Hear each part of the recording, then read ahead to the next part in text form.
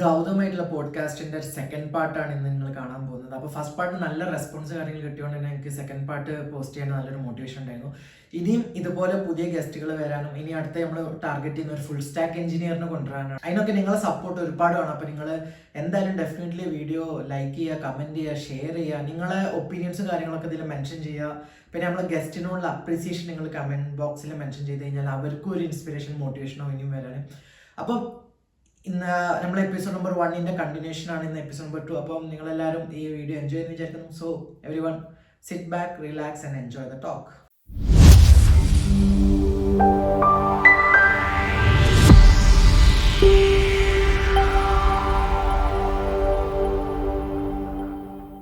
Machine learning എഞ്ചിനീയറിൻ്റെ opening ഉണ്ടെന്നുണ്ടെങ്കിൽ ഒരു കമ്പനിയിലുണ്ടെങ്കിൽ അത് മോസ്റ്റ് ഓഫ് ദ ടൈം അല്ലെങ്കിൽ 90% ടൈം അത് മാസ്റ്റേഴ്സ് ഉള്ളവർക്കോ അല്ലെങ്കിൽ PhD ഉള്ളവർക്കോ കയറി ഉണ്ടാവുക, അല്ലെങ്കിൽ എക്സ്പീരിയൻസ്ഡ് ആയിട്ടുള്ള ആൾക്കാർക്ക് കയറി മെഷീൻ ലേണിംഗ് റോൾസ് ഉണ്ടാവുക. അപ്പോൾ എക്സ്പീരിയൻസ് കിട്ടണമെന്നുണ്ടെങ്കിൽ ഇവർക്ക് ആദ്യം ജോബ് കിട്ടണമല്ലോ. അപ്പം ഇവർ ഈ കേസിൽ എന്ത് ചെയ്യും എന്ന് അത് എനിക്ക് തോന്നുന്നില്ല എല്ലാ റോളിനും എന്താ പറയുക അത്രയും PhD വരെയുള്ള നോളജ് വേണമെന്നത്. അത് റിസർച്ച് സയൻറ്റിസ്റ്റിനൊക്കെയാണ് കൂടുതൽ അത് വേണ്ടി വരാറ്. പക്ഷേ ഇപ്പം ഡാറ്റ എഞ്ചിനീയർ, ML എഞ്ചിനീയർ റോൾസിനൊക്കെ നോളജ് വേണം. അത് ഈ പറഞ്ഞ മാതിരി എനിക്ക് തോന്നുന്നു അറ്റ്ലീസ്റ്റ് അവർ മേ ബി ഇപ്പോൾ കറൻ്റ്ലി കമ്പനീസ് BTech ഒക്കെ നോക്കുന്നുണ്ടെന്ന് തോന്നുന്നു. അപ്പോൾ അതെങ്കിലുമൊക്കെ എന്തായാലും വേണ്ടി വരും, അല്ലെങ്കിൽ അത് പഠിച്ചുകൊണ്ടിരിക്കുന്നവർ വേണ്ടി വരും. കാരണം അവർക്ക് ബേസിക്സ് ആയിട്ടുള്ള ഇപ്പോൾ കുറേ കാര്യങ്ങൾ മേ ബി അവർക്ക് പറയേണ്ടി വരില്ല. ഈ മാത്സിൻ്റെ എന്തെങ്കിലും ആപ്ലിക്കേഷൻ ഉണ്ടെങ്കിൽ മേ ബി അതായിരിക്കാം. ബട്ട് ഇൻ ജനറൽ എനിക്ക് തോന്നുന്നു PhDയുടെ ആവശ്യമൊന്നുമില്ല ഇതിൽ സ്റ്റാർട്ട് ചെയ്യാനായിട്ട്. വർക്കിംഗ് എക്സ്പീരിയൻസ് ഉണ്ടെങ്കിൽ അത് ഇതിനൊരു റീപ്ലേസ്മെൻ്റ് ആയിട്ട് കാണിക്കാൻ പറ്റുന്നതാണ്. ഇപ്പോൾ ചില കമ്പനീസിൽ ഫോർ എക്സാമ്പിൾ അവർ പറയുക masters with 2 or 3 years experience or PhD, അങ്ങനെ. അത് ഈ റിസർച്ച് സയൻറ്റിസ്റ്റിൻ്റെ കാര്യം ഞാൻ പറഞ്ഞത്. അപ്പം എക്സ്പീരിയൻസ് ഉള്ളവർ അവരെടുക്കും. പക്ഷേ ഈ എക്സ്പീരിയൻസ് ആദ്യം എത്തിക്കൊണ്ടെങ്കിൽ ഞാൻ പറഞ്ഞ മാതിരി പ്രൊജക്ട്സ് ചെയ്യുന്നത് വളരെ നല്ലതാണ്. കുറച്ച് ഓപ്പൺ സോഴ്സ് അല്ലെങ്കിൽ ഫ്രീലാൻസ് പ്രൊജക്റ്റ് ഒക്കെ കിട്ടുകയാണെങ്കിൽ അത് നല്ലൊരു ഓപ്ഷനാണ്. ഫ്രീലാൻസ് ആയിട്ട് ഞാൻ വർക്ക് ചെയ്ത ഫസ്റ്റ് കമ്പനി ടീഗോയിലൊക്കെ ഇപ്പം എൻ്റെ ടീം ഇതുപോലെ ഈ അഡ്വാൻസ് സെർച്ച് ആൻഡ് റെക്കമെൻഡേഷൻ അതിലും ASRും കാര്യങ്ങളൊക്കെ അവർ ചെയ്തിട്ടുണ്ട്. പക്ഷേ ഞങ്ങളുടെ ടീമിൽ 20 പേരും ഒറ്റ ടൈറ്റില്ല, സോഫ്റ്റ്വെയർ എഞ്ചിനീയർ എല്ലാവരും. Even though they are working on machine ലേണിങ്ങിലും NLPയിലും ഒക്കെ വർക്ക് ചെയ്യുകയാണെങ്കിലും എല്ലാവരും ടൈറ്റിൽ സോഫ്റ്റ്വെയർ എഞ്ചിനീയർ എന്നുള്ളതില്ല. അല്ലാതെ സ്പെസിഫിക്കലി മെഷീൻ ലേണിംഗ് അല്ലെങ്കിൽ സ്പെസിഫിക്കലി NLP എഞ്ചിനീയർ, AI അങ്ങനെ ഒരു ടൈറ്റിൽ ഇല്ലായിരുന്നു. അല്ലെങ്കിൽ ഡാറ്റ സയൻറ്റിസ്റ്റ്, ഡാറ്റ എഞ്ചിനീയർ എന്നൊന്നും ടൈറ്റിൽ അന്ന് ഞങ്ങളുടെ കമ്പനിയിലില്ലായിരുന്നു. പക്ഷേ ഇന്നിപ്പം കുറേ അതൊക്കെ വീണ്ടും സോഫ്റ്റ്വെയർ എഞ്ചിനീയറിന് ബ്രാഞ്ച് ഔട്ട് ചെയ്തിട്ട് ഇങ്ങനെ പല ടൈറ്റിലും പോകുന്നുണ്ട്. അപ്പം ചിലവർക്ക് ഇപ്പം സോഫ്റ്റ്വെയർ എഞ്ചിനീയറിംഗ് എന്നുള്ള ടൈറ്റിലിൽ അപ്ലൈ ചെയ്ത് കഴിഞ്ഞാൽ ജോബ് ഡിസ്ക്രിപ്ഷൻ വായിച്ചാൽ ആ ജോബ് ഡിസ്ക്രിപ്ഷനിൽ ഉണ്ടാവും ആരുടെ ടീം മെഷീൻ ലേണിംഗ് റിലേറ്റഡ് ആണോ അല്ലേ.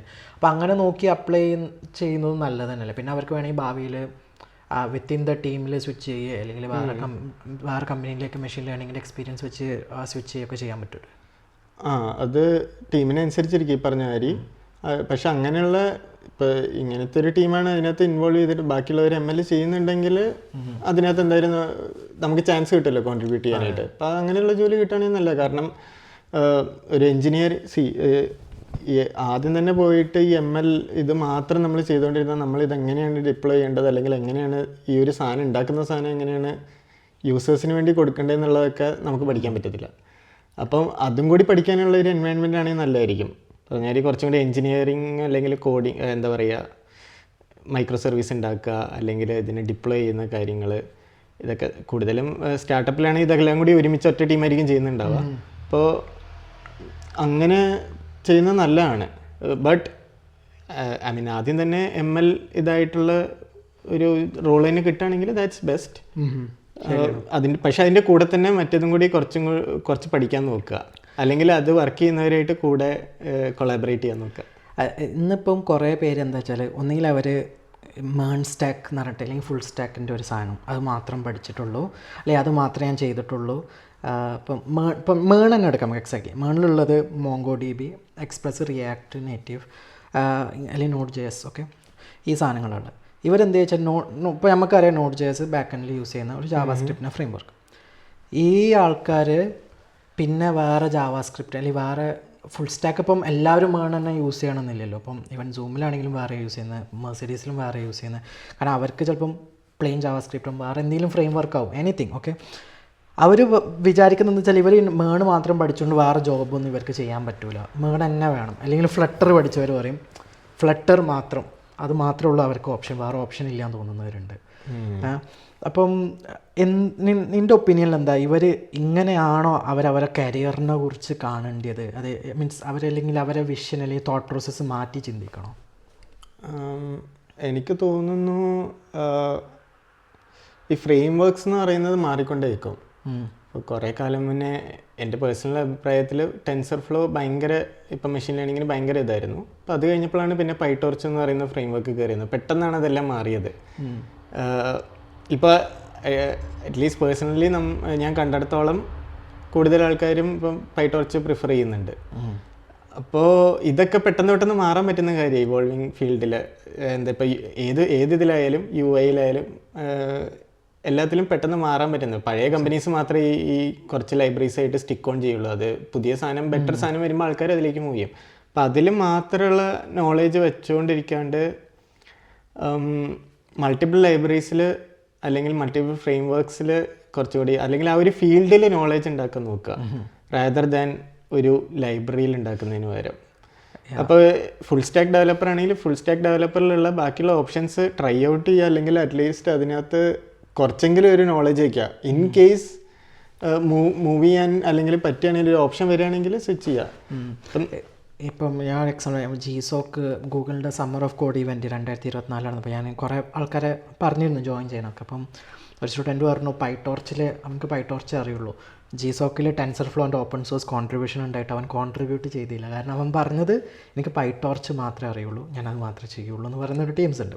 ഇനി വേറൊന്ന് ഉള്ളത് ഇതുപോലെ തന്നെ ഇപ്പം സെയിം ഫ്രെയിം വർക്ക് പോലെ തന്നെ ഉള്ള സാധനമാണ് പ്രോഗ്രാമിംഗ് ലാംഗ്വേജ്. അപ്പോൾ എല്ലാവരും ചോദിക്കും ഏത് പ്രോഗ്രാമിംഗ് ലാംഗ്വേജ് പഠിച്ചാലാണ് കൂടുതൽ ശമ്പളം കിട്ടുക എന്നുള്ളത്. അങ്ങനെയൊക്കെ ഒരു സംഭവം ഉണ്ടോ ശരിക്കും? അങ്ങനെ ഉണ്ടോയെന്ന് ചോദിച്ചാൽ, അതായത് ഒരു പ്രോഗ്രാമിംഗ് ലാംഗ്വേജിൽ സ്റ്റിക്ക് ഓൺ ചെയ്യാൻ പറ്റുമോ? അതായത് ഇന്ന ഒരു പ്രോഗ്രാമിംഗ് ലാംഗ്വേജ് പഠിച്ചാലാണ് നിനക്കൊരു ഫ്യൂച്ചർ ഉണ്ടാവുക എന്നുള്ളത് നമുക്ക് പറയാൻ പറ്റുമോ? ഇല്ല.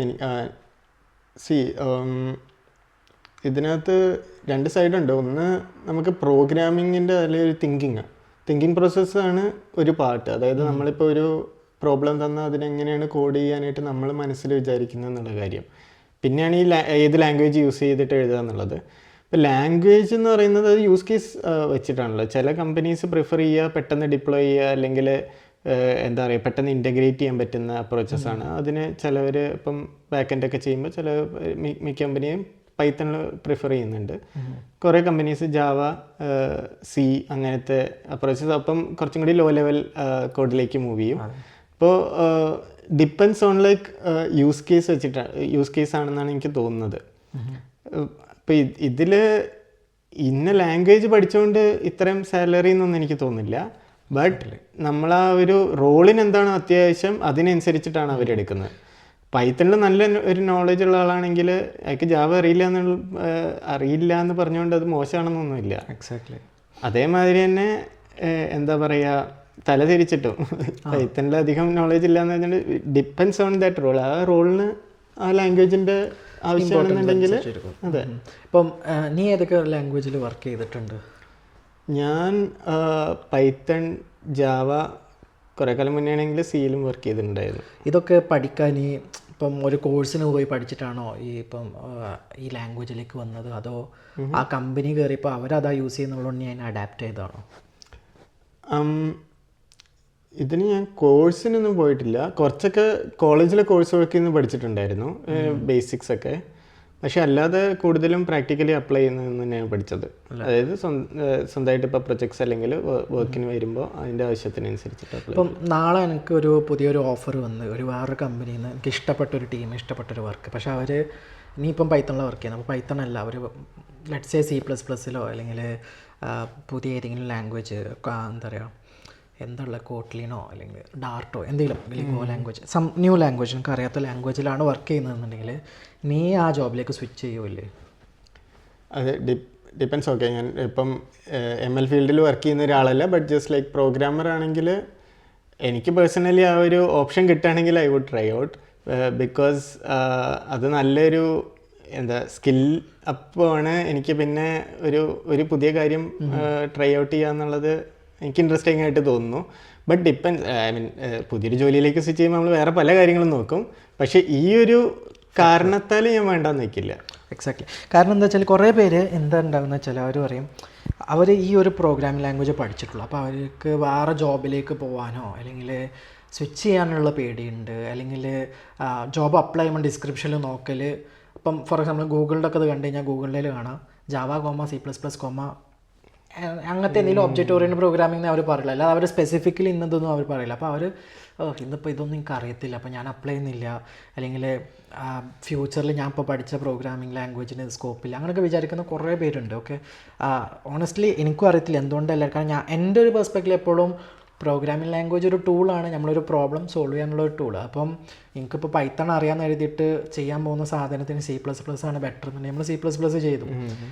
മെഷീൻ ലേണിങ്ങിൻ്റെ ഒരു പ്രൊജക്റ്റ് ആണെങ്കിൽ അവിടെ ജാവ ഇടില്ല, നമ്മൾ പൈത്തൺ തന്നെയാണ് യൂസ് ചെയ്യുക. അപ്പം ആ സാഹചര്യത്തിനനുസരിച്ച് നമ്മളിങ്ങനെ അഡാപ്റ്റ് ചെയ്തുകൊണ്ടാണ് നിൽക്കുക. അപ്പം ആസ് എൻ എഞ്ചിനീയർ അല്ലെങ്കിൽ ആസ് എ പ്രോഗ്രാമർ നമ്മളെപ്പോഴും ആ ഒരു ക്യൂരിയോസിറ്റി അല്ലെങ്കിൽ ആ പഠിക്കാനുള്ള ഒരു മോട്ടിവേഷൻ, പുതിയത് ട്രൈ ഔട്ട് ചെയ്യാനുള്ളതുണ്ടെന്നുണ്ടെങ്കിൽ എനിക്ക് തോന്നുന്നത് ഇതൊന്നും മാറ്റർ ചെയ്യൂല എന്നാണ്. അതിനകത്ത് രണ്ട് പേഴ്സ്പെക്റ്റീവ് ഉണ്ട്. അതായത് ഇപ്പം അപ്പുറത്തെ സൈഡിൽ നിന്ന് കമ്പനീസ് നോക്കുമ്പോൾ മേ ബി എക്സ്പീരിയൻസ് ഇല്ലാത്ത ഒരാളെ അവർ പ്രിഫർ ചെയ്യില്ലായിരിക്കാം. സോ അതുണ്ട്. പക്ഷേ ഇപ്പം നമ്മളുടെ സൈഡിൽ നമുക്ക് ആ ഒരു സ്കില്ല് ഉണ്ടാക്കാൻ പറ്റുകയാണെന്നുണ്ടെങ്കിൽ അല്ലെങ്കിൽ ആ ഒരു ലാംഗ്വേജിൽ നോളജ് ഉണ്ടാക്കാൻ പറ്റുകയാണെങ്കിൽ മേ ബി അതും ഐ മീൻ അങ്ങനെ നമുക്ക് കിട്ടാൻ ജോലി. അത് ആദ്യമേ അത് വേണ്ടാന്ന് വെക്കുന്നത് ശരിയല്ല എന്ന് തോന്നുന്നു. ചിലപ്പോൾ ആ കമ്പനീസ് ഓൾറെഡി നിങ്ങൾക്ക് പൈത്തൺ അറിയാം, നിങ്ങൾക്ക് അല്ലെങ്കിൽ വേറെ ഒരു ലാംഗ്വേജ് നിങ്ങൾക്ക് ഓൾറെഡി അറിയാം, നിങ്ങൾക്ക് അപ്പോൾ പ്രോഗ്രാമിംഗ് അറിയാം, ബട്ട് ജസ്റ്റ് ഈ ലാംഗ്വേജിൽ അറിയില്ല എന്നുള്ളത് ഒരു പ്രശ്നമായിട്ട് കാണുന്നുള്ളൂ എന്നാണെങ്കിൽ അവർ അത് കാരണം പുറത്താക്കുമെന്ന് എനിക്ക് തോന്നുന്നില്ല. ഐ മീൻ അറ്റ്ലീസ്റ്റ് കുറച്ച് കമ്പനീസ് എങ്കിലും. അല്ല ശരിയാണ്, നല്ല കമ്പനീസൊക്കെ ഇൻ്റർവ്യൂ എടുക്കുമ്പോഴും ഇപ്പോൾ നമ്മളോടൊക്കെ ഇൻ്റർവ്യൂ ക്വസ്റ്റ്യൻസ് വരുമ്പം ഒരിക്കലും അവർ ഈ പ്രോഗ്രാമിംഗ് ലാംഗ്വേജിൽ ഇനി ആൻസർ ചെയ്താൽ മതി എന്ന് പറയലില്ല. നമുക്ക് ഏതാണോ അറിയുന്നത് അതിൽ ഈ ആൻസർ ചെയ്താൽ മതി എന്നാണ് പറയാറ്. പക്ഷേ അത് സോറി അല്ല ചിലവർക്ക് ചില കമ്പനീസിന് അത് റോളിന് ഭയങ്കര ഇമ്പോർട്ടൻ്റ് ആയിരിക്കും. അപ്പം അങ്ങനെയുള്ളവർ ചിലപ്പോൾ അതൊരു ഡിസഡ്വാൻറ്റേജ് ആയിട്ട് കാണും. ഫോർ എക്സാമ്പിൾ ഇപ്പം ഭയങ്കര കോംപ്ലക്സ് ആയിട്ടുള്ള ഒരു സിസ്റ്റമാണ്, അതിനകത്ത് ഇതിൻ്റെ ഈ ഒരു പ്രോഗ്രാമിംഗ് ലാംഗ്വേജിൻ്റെ നല്ല നോളജ് ഉണ്ടെങ്കിൽ അതിൽ വർക്ക് ചെയ്യാൻ പറ്റുള്ളൂ എന്നുള്ളവരാണെങ്കിൽ മേ ബി അവർക്ക് പെട്ടെന്ന് ഓൺബോർഡ് ചെയ്യണം. ആ ഒരു കേസിൽ ചിലപ്പോൾ അവർ അതൊരു ഡിസഡ്വാൻറ്റേജ് ആയിട്ട് അല്ലെങ്കിൽ ആ ഒരു കാൻഡിഡേറ്റിനെ അവർ ചിലപ്പോൾ വേണ്ടെന്ന് വെച്ചേക്കാം. ഒബ്വിയസ്ലി അതൊരു സ്പെസിഫിക് റീസണിന് വേണ്ടിയിട്ട് ഹയർ ചെയ്യുന്ന ഒരു പൊസിഷനാണ്. അത് നമ്മൾ മെജോറിറ്റി നമ്മളെ ഓഡിയൻസിന് എന്താ വെച്ചാൽ അവർ ഈ ഫീൽഡിലേക്ക് വരുന്നവരേക്കാരും അല്ലെങ്കിൽ ഒരു ജനറിക് ഗ്രൂപ്പ് ഓഫ് ആൾക്കാരാണ്. അപ്പോൾ അവർക്ക് ഇതൊരു ഇഷ്യൂ അത് അല്ലെങ്കിൽ നമ്മൾ അത്രയും എക്സ്പേർട്ടാണ്. അപ്പം ഇവൻ ഇപ്പോൾ പൈത്തൺ ഡെവലപ്പർ ആണെന്നുണ്ടെങ്കിലും എല്ലാവർക്കും മെജോറിറ്റി ആൾക്ക് പൈത്തൺ അറിയിക്കാരും. പക്ഷെ പൈത്തണിൽ തന്നെ അഡ്വാൻസ് ലെവൽ പൈത്തൺ അറിയുന്നവരൊക്കെ ഉണ്ട്. അതിൻ്റെ ഉള്ളിൽ പോയിട്ട് അതിൻ്റെ ഫ്രെയിം വർക്കിൽ നിന്നൊക്കെ വർക്ക് ചെയ്യുന്ന ആൾക്കാരൊക്കെ ഉണ്ട്. അപ്പോൾ അവർക്കൊക്കെ എക്സ്ട്രീം നോളജ് വേണ്ടി വരും. പക്ഷേ എല്ലാവർക്കും വേണമെന്ന് എനിക്ക് തോന്നുന്നില്ല. എല്ലാവർക്കും അത് അഡാപ്റ്റ് ചെയ്യാൻ പറ്റണം. അതൊരു കമ്പൽസറി ആയിട്ട് ഒരിക്കലും നമ്മൾ എൻ്റെ ഒരു ഒപ്പീനിയനിൽ നമ്മൾ ഒരിക്കലും ഒരു ലാംഗ്വേജിൽ സ്റ്റിക്ക് ഓൺ ചെയ്തെന്ന് എനിക്ക് തോന്നിയത്. നമ്മൾ അഡാപ്റ്റ് ആവാൻ റെഡി ആവണം. അപ്പം ഫ്രഷേഴ്സ് ആണെന്നുണ്ടെങ്കിൽ അവർക്ക് ഈ ഇത്രയും ലാംഗ്വേജസ് പഠിക്കാനും ഇതിനൊക്കെ ഉള്ളൊരു ചാൻസ് കിട്ടുന്നത് ആകെ കോളേജിൽ നിന്നേക്കാരും. 4 വർഷം ഉണ്ടെങ്കിൽ 8 സെമസ്റ്റർ അറ്റ്ലീസ്റ്റ് ഒരു 4 ലാംഗ്വേജെങ്കിലും അവർക്ക് കവർ ചെയ്യാൻ പറ്റുമെന്ന് എനിക്ക് തോന്നുന്നത്. ഇതിൻ്റെ അറ്റ്ലീസ്റ്റ് ഒരു മിനിമം ഒരു 2 പ്രോഗ്രാമിംഗ് ലാംഗ്വേജ് എങ്കിലും ഒരാൾ പഠിക്കണം എന്നാണ് എനിക്ക് തോന്നുന്നത് ഇതിനകത്തുള്ളവർ. സോ അതിനകത്ത് മോസ്റ്റ് പ്രോബബ്ലി അതിനകത്ത് ഒരെണ്ണം പൈത്തൺ ആയിരിക്കും. സോ അത് യൂഷ്വലി എല്ലാവരുടെ അടുത്തും കോമൺ ആണ്. അപ്പം മറ്റേ ലാംഗ്വേജ് കുറച്ചും കൂടി ടഫർ ആയിട്ടുള്ള ഏതെങ്കിലും ഒരെണ്ണം എടുക്കുക. അല്ലെങ്കിൽ ഏതാ റെക്കമെൻഡ് ചെയ്യുക? എനിക്ക് അങ്ങനെ റെക്കമെൻഡേഷൻ പക്ഷേ പ്രോഗ്രാമിംഗ് പഠിച്ചു തുടങ്ങുന്ന ഒരു സ്റ്റുഡൻറ്റിൻ്റെ പെർസ്പെക്റ്റീവിൽ അവർ കമ്പൽസറി ആയിട്ട് അറിഞ്ഞിരിക്കേണ്ട ഒരു സ്റ്റാർട്ടിങ്ങിൽ പഠിക്കേണ്ട ഒരു 2-3 ലാംഗ്വേജസ് എനിക്ക് തോന്നുന്നു C അല്ലെങ്കിൽ CPP പഠിക്കുന്നത് നല്ലതാണ്. അതിൻ്റെ എനിക്കത് ഇൻട്രസ്റ്റിംഗ് ആയിട്ടാണ് തോന്നിയിട്ടുള്ളത്. ആൻഡ് ഇപ്പോഴും കുറേ കമ്പനീസ് ഇപ്പം ML ഒക്കെ തന്നെയാണെങ്കിൽ നന്നായിട്ട് അത് യൂസ് ചെയ്യുന്നുണ്ട്. അല്ലാന്നുണ്ടെങ്കിൽ ജാവ, പിന്നെ ഇത് രണ്ടും അല്ലാന്നുണ്ടെങ്കിൽ ദെൻ പുതിയ ഏതെങ്കിലും ഒരെണ്ണം ട്രൈ ഔട്ട് ചെയ്യുക, റസ്റ്റ്, ഗോ അങ്ങനെ ഏതെങ്കിലും ലാംഗ്വേജ് ട്രൈ ഔട്ട് ചെയ്യുന്നത് നല്ലതായിരിക്കും. സോ അപ്പം എന്താ പറയുക, ജാവ ഇതിനകത്ത് നല്ലൊരു ഓപ്ഷനാണ്. കാരണം അത് കുറേ കമ്പനീസ് യൂസ് ചെയ്യുന്നതാണ്. അപ്പോൾ പൈത്തണും ജാവ അറിഞ്ഞിരിക്കുകയാണെങ്കിൽ നല്ലതായിരിക്കും. എനിക്ക് തോന്നുന്നു പൈത്തൺ ജാവ ഈ രണ്ടും അറിഞ്ഞിരുന്ന മെജോറിറ്റി ഓഫ് കമ്പനീസിലും ആ ഒരു അത് യൂസ് ചെയ്യുന്ന എന്തെങ്കിലും ടെക് ഇല്ലാതെക്കൂല. അതുപോലെ C++. ഇത് രണ്ടും അല്ല വേറെ ലാംഗ്വേജ് ആണെന്നുണ്ടെങ്കിൽ നിങ്ങൾക്ക് ഈ 2 ലാംഗ്വേജ് അറിയുന്നുണ്ടെങ്കിൽ മേ ബി അവർ അതിന് ഓക്കെ ആയിരിക്കാം. എനിക്ക് തോന്നുന്നു ബേസിക്കലി നമ്മൾ സ്റ്റാർട്ടിങ്ങിൽ ആ C++ ഇത് പ്രോപ്പർലി പഠിച്ചു കഴിഞ്ഞാൽ, ഈ 2 ലാംഗ്വേജ് പ്രോപ്പർലി പഠിച്ചു കഴിഞ്ഞാൽ ഏത് ലാംഗ്വേജിലേക്കും മാറാൻ പറ്റുമെന്ന് എനിക്ക് തോന്നുന്നത്. കാരണം അതിനകത്ത് കുറേ എന്താ പറയുക ബേസിക് ആയിട്ടുള്ള കുറേ കാര്യങ്ങൾ കവർ ചെയ്യും. ദാറ്റ് വേ കറക്റ്റാണ്. സ്റ്റാർട്ടിങ്ങിൽ ഇത് പഠിക്കുന്നതാണോ പൈത്തൺ പഠിക്കുന്നതാണോ അല്ലേ? Tough question. പൈത്തൺ ഭയങ്കര ഈസിയാണ് പഠിക്കാൻ. ഐ മീൻ ചിലപ്പോൾ സ്റ്റാർട്ട് ചെയ്യുന്ന ഒരാൾക്ക് ചിലപ്പോൾ ഡിഫിക്കൽട്ടി ആയിരിക്കും, ആദ്യമായിട്ട് കാണുന്ന പ്രോഗ്രാമിംഗ് ലാംഗ്വേജ് ആണ് ഡിഫിക്കൽട്ടി ആയിരിക്കും. പക്ഷേ എനിക്ക് തോന്നിയെന്ന് വെച്ചാൽ പൈത്തൺ സിമ്പിൾ ലാംഗ്വേജ് ആണ്. അത് പഠിച്ചു കഴിഞ്ഞിട്ട് പിന്നെ അവരോട് നമ്മൾ സിയിലേക്കോ C++ പറഞ്ഞു കഴിഞ്ഞാൽ അത് ശരി. ഇപ്പം ഈവൻ നൗ നമുക്ക് പെട്ടെന്നൊരു ടാസ്ക് തന്നിട്ട് ചെയ്യാൻ പറഞ്ഞാൽ നമ്മൾ ആദ്യം തിങ്ക് ചെയ്യുക ഇതെങ്ങനെയാണ് പൈത്തണിൽ എങ്ങനെ സോൾവ് ചെയ്യുന്നത്, അല്ലെങ്കിൽ ആ ഒരു തിങ്കിങ്ങിലേക്കാണ് എല്ലാവരും ഇപ്പോൾ പോയിട്ടുള്ളത്. കാരണം മറ്റേതിൽ ചെയ്തെടുക്കാനായിട്ട് കുറേ നേരം എടുക്കുന്നുള്ള ഒരു ശരിയാണ്. അതിൽ ഇപ്പോൾ പെട്ടെന്നൊരു ചെറിയ കാര്യത്തിനൊക്കെ അതിൻ്റെ ആവശ്യമില്ല എന്നുള്ളത് കുറേ പേര് പറയുന്നത് കറക്റ്റാണ്. ബട്ട് എന്താ പറയുക, ഡിപ്പെൻസ്. ലൈക്ക് ആക്ച്വൽ ഒരു യൂസ് കേസിൽ പ്രൊഡക്ഷന് വേണ്ടി നമ്മളൊരു സംഭവം ഉണ്ടാക്കുമ്പോൾ അതിനകത്ത് കുറേ കൂടി ഒപ്റ്റിമൈസ് ചെയ്യാനായിട്ട് C ഒക്കെ ആയിരിക്കും ബെറ്റർ. യൂസ് കേസ് മാത്രമല്ല, നമ്മളിപ്പം ഞാൻ പറഞ്ഞല്ലോ, അപ്പം ഈ പറഞ്ഞ പോലെ നമ്മൾക്കൊരു ടാസ്ക് നമ്മൾ ആലോചിക്കില്ല എങ്ങനെ പൈത്തണിൽ സോൾവ് ചെയ്യാന്നുള്ളത്. പക്ഷേ നമ്മളത് ആലോചന ലൈക്ക് തിങ്കിങ് പ്രോസസ്സിന് എനിക്ക് തോന്നുന്നത് ഈ C++ ലാംഗ്വേജിൻ്റെ നോളജ് നമ്മളെ നല്ല ഇൻഫ്ലുവൻസ് ചെയ്യുന്നുണ്ടെന്ന്. കാരണം പണ്ടൊക്കെ നമ്മൾ കോഡ് ചെയ്യുമ്പോൾ നമ്മൾ എപ്പോഴും ഗാർബേജ് കളക്ഷൻ അല്ലെങ്കിൽ മെമ്മറി ലീക്കേജ് കാര്യങ്ങൾ ഇതൊക്കെ നമ്മൾ കൺസിഡർ ചെയ്യുന്നുണ്ട്. അതേപോലെ ഡയറക്റ്റ്ലി പൈത്തണിൽ സ്റ്റാർട്ട് ചെയ്യുന്ന ഒരാൾ ഇതൊക്കെ കൺസിഡർ ചെയ്യുമെന്ന് എനിക്ക് ഓണസ്റ്റ്ലി തോന്നുന്നില്ല. കാരണം അത് ബൈ ഡിഫോൾട്ട് അതിൻ്റെ ബാക്കിൽ നടക്കുന്നതുകൊണ്ട് ആരും കെയർ പോലും ചെയ്യുന്നുണ്ടാവില്ല. പക്ഷേ ഈവൻ ഒരു പ്രോബ്ലം വന്ന് ആ സോൾവ് ചെയ്യുന്നതിൻ്റെ രീതികൾ ഇപ്പം നമുക്ക് വേണമെങ്കിൽ ഒരു 10 ഫോർ ലൂപ്പ് ഇട്ടാണ്ട് ഒരു കാര്യം ചെയ്യുക, ആ സെയിം സാധനം നമുക്ക് ചിലപ്പം അതിനേക്കാൾ എഫിഷ്യൻ്റായിട്ട് സോൾവ് ചെയ്യാനും പറ്റും. ഇതൊക്കെ എനിക്ക് തോന്നുന്നു C++ ലാംഗ്വേജിൻ്റെ ഫണ്ടമെൻ്റൽസ് നിന്ന് കുറേ കാര്യങ്ങൾ ക്ലിയർ ആവും തോന്നുന്നു. അത് ശരിയാണ്. കാരണം എന്താ പറയുക അതിനകത്തെല്ലാം എന്താ പറയുക പ്രോപ്പറായിട്ട് ഡിഫൈൻ ചെയ്തില്ലെങ്കിൽ സാധനം വർക്കാവില്ല എന്നുള്ളതുകൊണ്ട് നമ്മൾ ആ ഒരു തിങ്കിങ്ങിലേക്ക് പോകാൻ അത് ശരിയാണ്. അത് ഒരു എനിക്കും ഒരു കാരണം പലരും ഇപ്പം നമ്മളിപ്പോൾ ഡാറ്റ സ്ട്രക്ചർ ഇംപ്ലിമെൻറ്റ് ചെയ്യുകയാണെങ്കിലും C++ സ്ട്രക്റ്റൊക്കെ യൂസ് ചെയ്ത് നമ്മൾ ഓരോന്നൊക്കെ ചെയ്യുന്ന സമയത്ത് എന്തുകൊണ്ടാണ് അതൊരു നോഡ് അല്ലെങ്കിൽ ഒരു സാധനമായിട്ട് മാറുന്നത്? അതേമത്തെ ആ സാധനം പൈത്തണിൽ ഒരു A=2 സാധനം ഇട്ട് കഴിഞ്ഞാൽ സാധനമായി. അതിൻ്റെ ഡാറ്റ ടൈപ്പ് എന്താണെന്നോ അല്ലെങ്കിൽ അതിൻ്റെ എത്ര മെമ്മറി അല്ലെങ്കിൽ സൈസ് അതിന് കൊടുക്കണമെന്നോ ഒരു സാധനം നമ്മൾ പൈത്തണിലോ ഇതിലോ നമ്മൾ ഹാൻഡിൽ ചെയ്യുന്നില്ലല്ലോ. പക്ഷേ C++ൽ നമ്മളത് ശ്രദ്ധിച്ച് ചെയ്യും വേണം അല്ലേ? നമ്മൾ വെറുതെ പോയാണ്ട് മെമ്മറി ആലോക്കില്ല, നമ്മൾ ആ മെമ്മറിയൊക്കെ നമ്മളെ ഒരു കാൽക്കുലേഷനിലാണൊക്കെ ചെയ്തു പോകുന്നത്. അപ്പോൾ ആ ഒരു നോളേജ് പലരും മിസ് ഔട്ട് ചെയ്യുന്നുണ്ട് പഠിക്കാതെ പോകുന്നതുകൊണ്ട്. എല്ലാവരും വേഗം പോയി പൈത്തൺ, മെഷീൻ ലേണിംഗ് അങ്ങനെ ഇപ്പോൾ പോകുന്നത്. എല്ലാവരും ആ ട്രെൻഡിൻ്റെ ബാക്കിലാണ് പോകുന്നത്. അപ്പം ഇനി ബാക്ക് ടു അവർ സാലറീൻ്റെ ഡീറ്റെയിൽസിലേക്ക് വരാം. അപ്പം ഞാൻ നേരത്തെ പറഞ്ഞ പോലെ തന്നെ പലർക്കും ഇപ്പം ഞാനൊക്കെ ഇടയ്ക്ക് പറയണം നമ്മൾ ആമസോണിലൊക്കെ ഇപ്പം ഒരു 5-6 വർഷത്തിന് എക്സ്പീരിയൻസ് കഴിഞ്ഞാൽ അവർ കോവിഡിൻ്റെ ആ സമയത്തൊക്കെ 70 ലാഖും 77 ലാഖും അതും ഇതൊക്കെ കുറേ കൊടുത്തിട്ടുണ്ട്. അപ്പം പലരും ചോദിക്കും ഇതൊക്കെ ശരിക്കും അച്ചീവബിൾ ആണോ, ശരിക്കും ഇങ്ങനെ സാലറീസ് നമ്മൾ നാട്ടിൽ കൊടുക്കുന്നുണ്ടോ? കാരണം മിക്കവരും ഞാൻ നേരത്തെ പറഞ്ഞ പോലെ 25,000-40,000 മാക്സിമം ഒരു 50-60K പെർ മന്തിൽ വർക്ക് ചെയ്യുന്ന ആൾക്കാരാണ്. അപ്പം അവരോട് നമ്മൾ ഇത്രയൊക്കെ ഉണ്ട് എന്ന് പറയുമ്പോൾ ആരും അത് ഡൈജസ്റ്റബിൾ അല്ല അവർക്കത്. അപ്പം എന്ത് തോന്നുന്നു? എനിക്ക് തോന്നുന്നത് അത് അച്ചീവബിൾ ആണെന്ന്. കിട്ടാത്ത സാലറി ഒന്നുമല്ല. കാരണം എനിക്കറിയുന്ന കുറച്ച് പേർക്ക് തന്നെ അത് കിട്ടിയിട്ടുണ്ട്. ആൻഡ് കോവിഡിൻ്റെ ടൈമിൽ എന്താ പറയുക അവർക്ക് കമ്പനീസ് കുറേ കൂടി നന്നായിട്ട് ഹയർ ചെയ്യുന്നുണ്ടായിരുന്നു. ആൻഡ് ആ ടൈമിൽ സാലറി നല്ല കൂടുതലായിരുന്നു. ഇപ്പോഴും കൊടുക്കുന്നുണ്ട്, പക്ഷേ ഇപ്പോൾ കോമ്പറ്റീഷൻ കുറച്ചുകൂടി കൂടുതലാണ് ജോലി കിട്ടാനായിട്ട്. അപ്പം നമ്മൾ കുറച്ചുകൂടി ട്രൈ ചെയ്താൽ കിട്ടുള്ളൂ. പക്ഷേ കിട്ടാത്ത സാലറി ഒന്നുമല്ല. ഇപ്പോൾ നമ്മൾ നേരത്തെ പറഞ്ഞാൽ ഫ്രഷേഴ്സിന് ഒരു 10-20 ലാഖ് പെർ ആനം ടാർഗറ്റ് ചെയ്യുന്നത് പ്രാക്ടിക്കലാണ് അല്ലേ? അതേപോലെ ഒരു 3+ ഇയേഴ്സിൻ്റെ എക്സ്പീരിയൻസിൻ്റെ മേലെ 3-5 ഇടയ്ക്കുള്ളവർക്ക് ഒരു 25 അല്ലെങ്കിൽ അതിൻ്റെ മേലേക്ക് ടാർഗറ്റ് ചെയ്യാം പറ്റൂലേ? പിന്നെ സുഖമായിട്ട്. എനിക്ക് തോന്നുന്നു 5 ഒക്കെ ആകുമ്പോഴത്തേക്കും ഭയങ്കര വലിയ കമ്പനി ഇപ്പോൾ ഈവൻ സ്റ്റാർട്ടപ്സും നല്ല സാലറി കൊടുക്കുന്നുണ്ട്. യൂഷ്വലി എനിക്ക് തോന്നുന്നു ബാംഗ്ലൂരിലൊക്കെ ഫണ്ടിങ്ങുള്ള സ്റ്റാർട്ടപ്സൊക്കെ വലിയ MNC-നേക്കാളും കൂടുതലാണ് പൈസ കൊടുക്കുന്നത്. ഓക്കെ, ഇനി വേറെ കാര്യം കൂടി ചോദിക്കാം. നിൻ്റെ ഒരു ടേക്ക് എന്താണെന്ന് പറഞ്ഞാൽ service based companies versus product based companies, ഒരാൾ എവിടെ പോയി വർക്ക് ചെയ്യണം?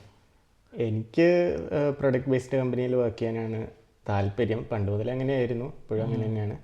കാര്യം എന്താണെന്ന് വെച്ചിട്ടുണ്ടെങ്കിൽ നമ്മൾ ഉണ്ടാക്കുന്ന ഒരു പ്രൊഡക്റ്റ് അല്ലെങ്കിൽ നമ്മൾ ഉണ്ടാക്കുന്ന ഒരു സാധനം ബാക്കിയുള്ളവർ യൂസ് ചെയ്തിട്ട് അല്ലെങ്കിൽ ബാക്കിയുള്ളവർ യൂസ് ചെയ്യുന്നുണ്ട് എന്ന് പറയുന്നത് തന്നെ അത് നമുക്ക് പേഴ്സണലി അത് നല്ലൊരു എന്താ മോട്ടിവേറ്റിംഗ് ഫാക്ടറാണ്.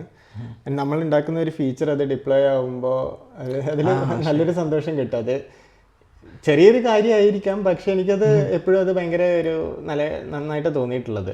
അല്ലെങ്കിൽ ഇപ്പോൾ ചെറിയ ഫീച്ചർ ആയിക്കോട്ടെ അത്, പക്ഷേ ഇൻ ജനറൽ നോർമലി ആൾക്കാർ ഡെയിലി ലൈഫിൽ യൂസ് ചെയ്യുന്ന ഒരു സാധനം എന്ന് പറയുമ്പോൾ that's a big thing. And സൂമിൽ ആ സാധനമൊക്കെ ട്രാൻസ്ക്രിപ്ഷനും ട്രാൻസ്ലേഷൻ കാണുമ്പോൾ 10 വർഷം കഴിഞ്ഞാൽ നമുക്ക് പറയാം അത് നമ്മൾ ചെയ്തിട്ടുള്ള ഒരു സാധനമാണെന്ന് പറയാൻ പറ്റും. അതെ, അതുപോലെ തന്നെ ഇപ്പോൾ പ്രൊഡക്റ്റ് ബേസ്ഡ് കമ്പനിയിലാകുമ്പോൾ നമ്മൾ വർക്ക് ചെയ്യുന്നത് നമ്മൾ ആ കമ്പനിക്ക് വേണ്ടിയിട്ടാണ് നമ്മൾ വർക്ക് ചെയ്യുന്നത്. മറ്റേ നമ്മൾ വേറെ ഒരാളുടെ പ്രൊജക്റ്റിന് വേണ്ടി അല്ലെങ്കിൽ വേറൊരു കമ്പനിയുടെ പ്രൊജക്റ്റിന് വേണ്ടിയിട്ടാണ് വർക്ക് ചെയ്യുന്നത്, അല്ലെങ്കിൽ അവരുടെ ഒരു സർവീസിന് വേണ്ടിയിട്ടാണ്. നമുക്കൊരു ഓവറോൾ വ്യൂ കുറവായിരിക്കാം. നമ്മൾ ആ ഒരു സംഭവത്തിൽ മാത്രം വർക്ക് ചെയ്യുന്നത്, നമുക്ക് ആ ഒരു മോട്ടിവേറ്റിംഗ് ഫാക്ടറും കുറവായിരിക്കാം. പക്ഷെ ഇത് എല്ലാവർക്കും എങ്ങനെയാണ്, എനിക്ക് അതിൻ്റെ എക്സ്പീരിയൻസ് ഇല്ല, അതുകൊണ്ട് എനിക്കറിയില്ല. ഞാൻ ബാക്കിയുള്ളവർ പറഞ്ഞറിഞ്ഞിട്ടുള്ള ഒരു ഇത് എനിക്കറിയുള്ളൂ. എനിക്ക് തോന്നുന്നു ചിലവർ എന്താ വെച്ചാൽ പെട്ടെന്ന് അബ്രോഡിലേക്ക് പോകും. അപ്പോൾ service based company on site ഇറങ്ങാണ്ട് പല രാജ്യത്തിലേക്ക് കൊണ്ടുപോകുമല്ലോ. അപ്പം അതും എക്സ്പെക്റ്റ് ചെയ്തിട്ട് സർവീസ് ബേസിലേക്ക് പോകുന്നവരുണ്ട്. അത് ചിലപ്പം അവർക്ക് അതാവും ബെസ്റ്റും തോന്നുന്നു. കാരണം അവർക്ക് അങ്ങനെ ട്രാവൽ ചെയ്ത് ഓൺ സൈറ്റിൽ ഓരോ സ്ഥലത്ത് പോയി വർക്ക് ചെയ്യണം. അവർക്ക് സർവീസ് ബേസ്ഡ് നല്ലതാവും. ഇവൻ ദോ സാലറി കുറവാണെങ്കിലും അങ്ങനെ ഡ്രീം ഉള്ളവർക്ക് അത് ബെറ്ററാണ്. പക്ഷേ ഇതൊന്നും അറിയാതെ, ഈ ഒരു ലക്ഷ്യമില്ല, ഐ മീൻ ഇങ്ങനത്തെ ഒരു ഇത് നോക്കാതെ പ്രൊഡക്റ്റ് ബേസ്ഡ് കമ്പനീസിൽ ഇത്ര സാലറി ഉണ്ടെന്ന് അറിയുന്നില്ല, ഇതൊന്നും അറിയാത്തവരാണ് കൂടുതലും മെജോറിറ്റി ഇപ്പം ഈ സർവീസ് ബേസ്ഡ് കമ്പനീസിൽ ഇപ്പം ഞാൻ കണ്ടിടത്തോളം നമ്മുടെ കമ്മ്യൂണിറ്റിയിലുള്ള കുറേ പേരൊക്കെ പോയത്. ഇതിൽ കുറേ പേര് പോയിട്ട് ഫസ്റ്റത്തെ ഒരു വർഷം ഫുള്ള് ബെഞ്ചിലായിരിക്കുന്നത്. അതായത് അവർക്ക് ബേസിക്കലി പ്രൊജക്ട്സ് ഒന്നുമില്ല. അവർ റെസ്യൂമിൽ പറയുമ്പം വർക്ക് ഈ കമ്പനിയിൽ ഈ വർഷം തുടങ്ങി, പക്ഷേ ആഡ് ചെയ്യാൻ ഒരു പോയിൻറ്റ്സും ഇല്ലാതെ നിൽക്കുന്നവരൊക്കെ ഉണ്ട്. അപ്പം അവരോടും നമുക്ക് പറയാനുള്ളത് എന്താ വെച്ചാൽ പ്രൊഡക്റ്റ് ബേസ്ഡ് കമ്പനീസിലേക്ക് മൂവ് ചെയ്യാനാണ്. അപ്പം ഇങ്ങനെ ഒരു നല്ല കമ്പനീസിലേക്ക് ഒരാൾ മൂവ് ചെയ്യണമെങ്കിൽ അയാൾ എന്താണ് ഫോക്കസ് ചെയ്യേണ്ടത്, അയാൾ റെസ്യൂമേ അല്ലെങ്കിൽ അയാളുടെ പ്രൊഫൈൽ എന്ത് ചെയ്താലാണ് അയാൾക്ക് ഇങ്ങനെ ഒരു നല്ല കമ്പനിയിലേക്ക് മൂവ് ചെയ്യാൻ പറ്റും? സോ ഇതിൽ ആദ്യം സർവീസ് ബേസ്ഡ് കമ്പനിയിലാണ് ആദ്യം ജോലി കിട്ടുന്നതെന്നുണ്ടെങ്കിലും അവിടെ ഒരു കുറേ കാലത്തേക്ക് സ്റ്റിക്ക് ഓൺ ചെയ്ത് കഴിഞ്ഞാൽ ചിലപ്പം മൂവ് ചെയ്യാനായിട്ട് കുറച്ചുകൂടി ടഫായിരിക്കും. അപ്പോൾ ഫസ്റ്റ് ഫ്യൂ ഇയേഴ്സിൽ തന്നെ കിട്ടുന്ന ഇപ്പം മാക്സിമം നമുക്ക് നല്ല പ്രൊജക്ട്സ് അതിനകത്ത് എടുക്കാൻ നോക്കുക, അല്ലെങ്കിൽ അതിനുള്ള എന്താ ഇപ്പോൾ മാനേജറായിട്ട് ഡിസ്കസ് ചെയ്തിട്ടോ ഇൻട്രസ്റ്റിംഗ് ആയിട്ടുള്ള പ്രൊജക്ട്സിലേക്ക് മൂവ് ചെയ്യാൻ നോക്കുക, ഓർ ലൈക്ക് പുറത്ത് സ്കോപ്പ് ഉള്ളതായിട്ട്. സർവീസ് കമ്പനി ചെയ്യുന്ന പ്രൊജക്ട്സും ആക്ച്വലി എന്താ പറയുക ഡിപ്ലോയ് ചെയ്യുന്ന സാധനങ്ങൾ തന്നെയാണല്ലോ. അപ്പം ആ പ്രൊജക്ട്സ് എടുക്കുന്നത് നല്ല സാധനങ്ങളാവണമെന്ന് മാത്രം. ആൻഡ് അതിൽ എപ്പോഴും ഓപ്ഷൻസ് കിട്ടിക്കൊള്ളണമെന്നില്ല. ബട്ട് എനിക്ക് തോന്നുന്നു ലൈക്ക് ഇഫ് പോസിബിൾ നല്ല സാധനങ്ങളിൽ വർക്ക് ചെയ്യുക, അല്ലെങ്കിൽ അയാൾക്ക് ഇൻട്രസ്റ്റ് ലൈക്ക് ഫ്യൂച്ചറിലേക്ക് ഇൻട്രസ്റ്റ് ഉള്ള സാധനങ്ങളിൽ വർക്ക് ചെയ്യുക. ആൻഡ് പറ്റുമ്പോൾ ഒരു വിതിൻ 2-3 years ഒക്കെ സ്വിച്ച് ചെയ്യുകയാണെങ്കിൽ നല്ലതായിരിക്കും ടു പ്രൊഡക്റ്റ് ബേസ്ഡ് കമ്പനീസ്. അപ്പോൾ അതൊരു ഭയങ്കര ഡിസഡ്വാൻറ്റേജ് ഒന്നാണെന്ന് എനിക്ക് തോന്നിയിട്ടില്ല. I mean they are still doing work. ഒരു പ്രൊഡക്റ്റിന് വേണ്ടിയിട്ടല്ല ഉണ്ടാക്കി എന്നുള്ളതേ ഉള്ളൂ, അല്ലെങ്കിൽ ഒരു ഡയറക്റ്റ്ലി ഒരു പ്രൊഡക്റ്റിന് വേണ്ടിയിട്ടല്ല ഉണ്ടാക്കി എന്നുള്ളതേ ഉള്ളൂ. പക്ഷേ സാലറി വൈസ് ഭയങ്കര ഡിഫറെൻ്റ് അല്ല? അതെ അതെ അതെ അതെ. ഞാൻ ഉദ്ദേശിച്ചത് ചെയ്ത വർക്ക് നമ്മൾ റെസ്യൂമിൽ എഴുതുമ്പോൾ അത് ഒരു മോശമായിട്ടൊന്നും അല്ലായിരിക്കും. അതൊരിക്കലും ഇല്ല. അത് എനിക്കും തോന്നുന്നത് അതിപ്പോൾ നമ്മൾ എവിടെ വർക്ക് ചെയ്ത് കഴിഞ്ഞാലും ചെയ്ത പ്രൊജക്റ്റ് നല്ലതാണെങ്കിൽ അതെപ്പോഴും appreciate. Maybe service based കമ്പനീസിൽ ഇൻ ദാറ്റ് വേ ചിലപ്പോൾ 2-3 പ്രൊജക്റ്റിൽ അറ്റ് എ ടൈം ഒക്കെ വർക്കിംഗ് കിട്ടും. അത് കുറച്ചും കൂടി ബെറ്റർ എക്സ്പീരിയൻസ് ആയിരിക്കും ഇനീഷ്യലി ആ ഒരു എന്താ പറയുക സ്റ്റാർട്ട് ചെയ്യുന്ന ടൈമിൽ. പക്ഷേ അത് റെസ്യൂമിൽ എഴുതാനും ബട്ട് മൂവ് ഓൺ ചെയ്യാന്നുള്ളത് ഇമ്പോർട്ടൻ്റ് ആണ്. ശരിയാ, ഒരു പോയിന്റ് എന്തായാലും മൂവ് ഓൺ, അവിടെ സ്റ്റിക്ക് ഓൺ ചെയ്ത് നിൽക്കാൻ പറ്റില്ല. പിന്നെ ഇപ്പോൾ നെക്സ്റ്റ് ഇനി ചോദിക്കണം, ഇപ്പോൾ നമ്മൾ രണ്ടുപേരും ഇവിടെ ജർമ്മനിയിലാണ്.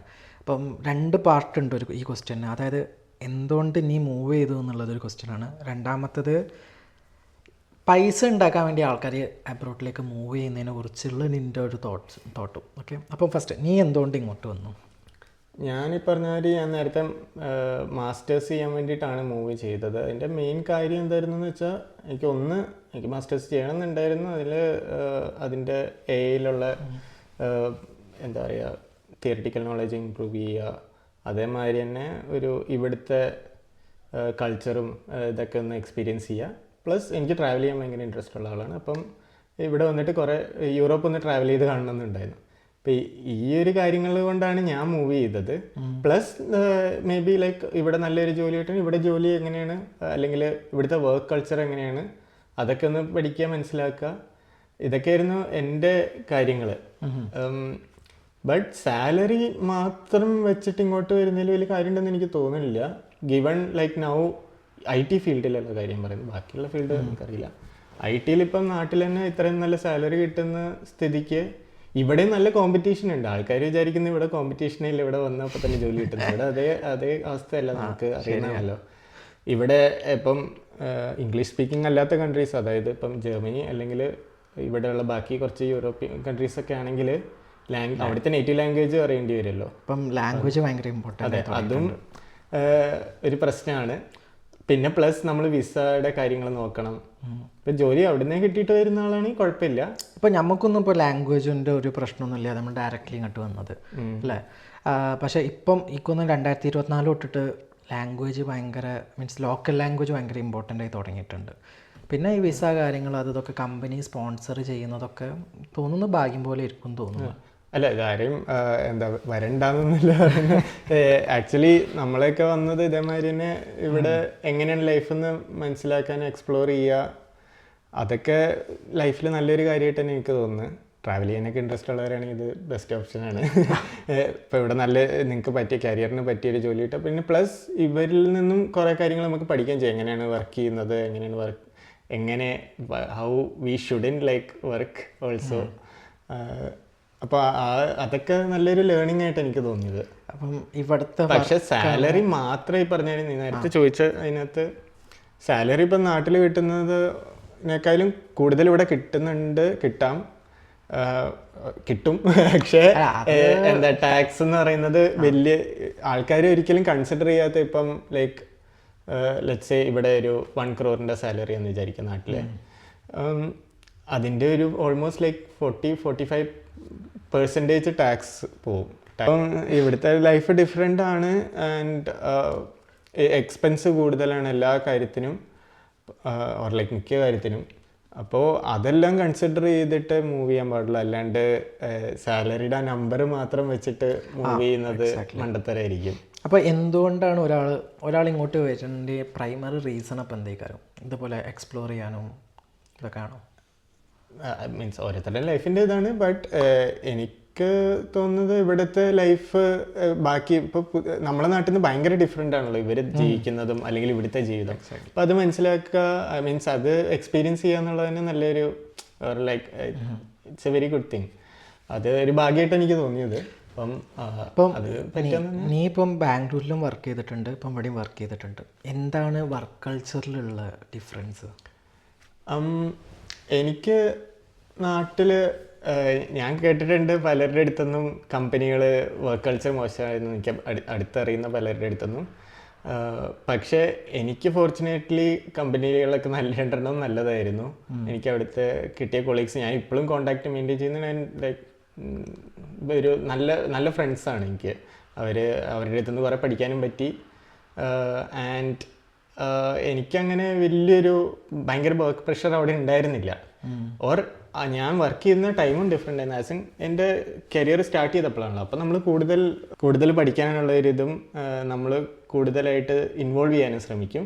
നമുക്ക് കുറച്ച് കൂടുതൽ പ്രഷർ കിട്ടിയാൽ മേ ബി അത് മൈൻഡ് ചെയ്തില്ലായിരിക്കാം. പക്ഷേ എന്താ എനിക്കങ്ങനത്തെ ഒരു ബാഡ് എക്സ്പീരിയൻസ് ആയിട്ട് വളരെ കുറവായിരുന്നു. ഉണ്ടായിരുന്നു കുറച്ച് ഇൻസ്റ്റൻസ്, പക്ഷേ കുറവായിരുന്നു.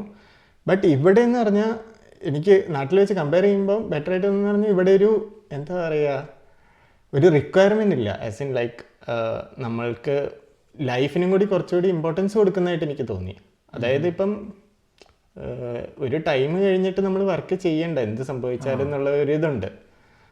അതെനിക്ക് വളരെ നന്നായിട്ട് തോന്നി. അതേമാതിരി ആ ഒരു പ്രഷർ കുറവാണ്, ഇല്ലയെന്ന് അറിയില്ല. പക്ഷേ എനിക്ക് പേഴ്സണലി എൻ്റെ എക്സ്പീരിയൻസ് നാട്ടിൽ അങ്ങനെ ആയിരുന്നുകൊണ്ടായിരിക്കാം. പക്ഷെ ബാക്കിയുള്ളവർക്ക് കുറേ പേർക്കൊക്കെ ഡിഫറെൻ്റ് ആണ്. സോ ഐ അഗ്രി, ഇവിടെ വർക്ക് പ്രഷർ കുറവാണ്. ആക്ച്വലി ഇപ്പം നാട്ടിലിപ്പോൾ ഞാൻ വർക്ക് ചെയ്ത സമയത്തും ഇതേപോലെ തന്നെയായിരുന്നു. ലൈക്ക് വലിയ പ്രഷറും ഇല്ല, നല്ല കമ്പനി ആയിരുന്നു. അപ്പം റിലാക്സ്ഡ് ആൻഡ് ചിൽ ലൈഫായിരുന്നു. പക്ഷേ അഗെയിൻ വേറുള്ളൊരു വിഭാഗം ആൾക്കാർക്ക് ഭയങ്കര വർക്ക്, ലൈക്ക് രാത്രി 1 മണിക്ക് 2 മണിക്കൊക്കെ വർക്ക് ചെയ്യുന്നുണ്ട്, കോൾ അറ്റൻഡ് ചെയ്തിട്ടൊക്കെ ആൾക്കാരുണ്ട്. അപ്പം എനിക്ക് തോന്നുന്നത് അത് മോസ്റ്റ്ലി ഈ service based and product based തമ്മിൽ തന്നെ അങ്ങനെ ഒരു വലിയൊരു ഡിഫറൻസ്. പ്രോഡക്റ്റ് ബേസ്ഡ് കമ്പനീസിൽ പൊതുവേ ഒരു ചിൽ വർക്ക് ലൈഫാണെന്നാണ് എനിക്ക് തോന്നിയത്. അപ്പം ഇവിടെ വന്നപ്പോൾ ഇപ്പോൾ എൻ്റെയും പേഴ്സണൽ ഇനി പറഞ്ഞ പോലെ തന്നെ ഇവിടെ വന്നാളെ മെയിൻ ഗുണം നമ്മളെ പേഴ്സണൽ ലൈഫിന് കുറേ കൂടി ഒരു സ്പേസ്, കുറേ കൂടി ഒരു റിലാക്സേഷൻ, കുറേ ടൈമും കിട്ടും നമുക്കിപ്പം.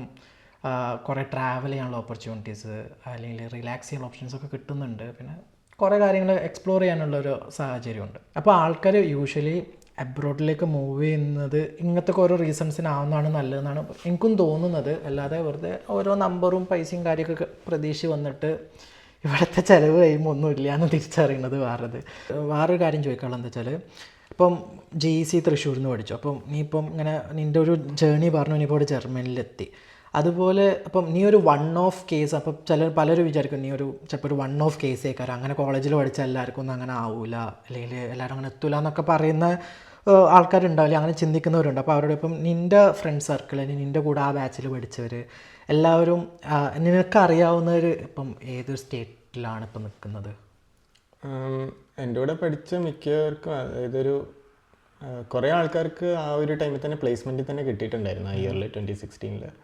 അപ്പോൾ അത് കഴിഞ്ഞിട്ടാണെങ്കിൽ എല്ലാവരും ഒരു മെജോറിറ്റി ഓഫ് ആൾക്കാർക്ക് ജോലി കിട്ടിയിട്ടുണ്ടായിരുന്നു ഇതർ ലൈക്ക് നാട്ടിൽ ഓർ ബാംഗ്ലൂർ ആയിരുന്നു കൂടുതലും.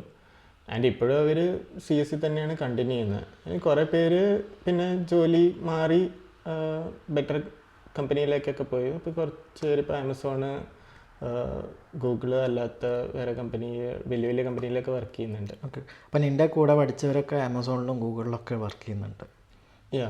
കുറച്ച് പേരുണ്ട്.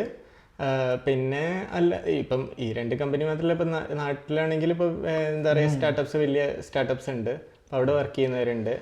ഈവൺ എനിക്കറിയുന്ന, പേഴ്സണലി അറിയുന്ന എൻ്റെ ബാച്ചിൽ പഠിച്ച ഒരാൾ, പുള്ളിക്കാരൻ ഇലക്ട്രിക്കലായിരുന്നു പഠിച്ചത്. അത് കഴിഞ്ഞിട്ട് പുള്ളി മാസ്റ്റേഴ്സ് ചെയ്യാൻ പോയി.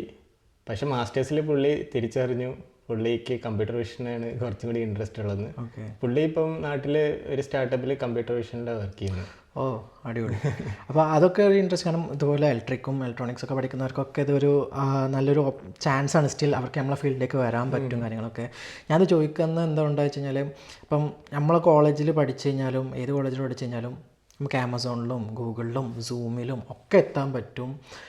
ജസ്റ്റ് നമ്മളെ സ്കില്ല്, നമ്മളെ ഒരു മോട്ടിവേഷൻ അതുണ്ടെങ്കിൽ സെറ്റ് ആണെന്നാണ് എനിക്ക് തോന്നുന്നത്, അല്ലേ? അതെ അതെ, അത് നമ്മൾ അതിന് വേണ്ടിയിട്ടുള്ള ഇൻപുട്ട് ഇടണം.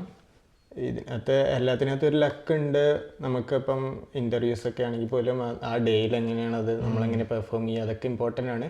ബട്ട് ഓൾവേസ് നമ്മളുടെ അടുത്തുനിന്ന് ഒരു മോട്ടിവേഷൻ ഉണ്ടാവണം. നമ്മൾ മാക്സിമം ഇൻപുട്ട് ഇടുക നമ്മളുടെ സൈഡിൽ നിന്ന്, അതിന് വേണ്ടിയിട്ട് പ്രിപ്പയർ ചെയ്യുക.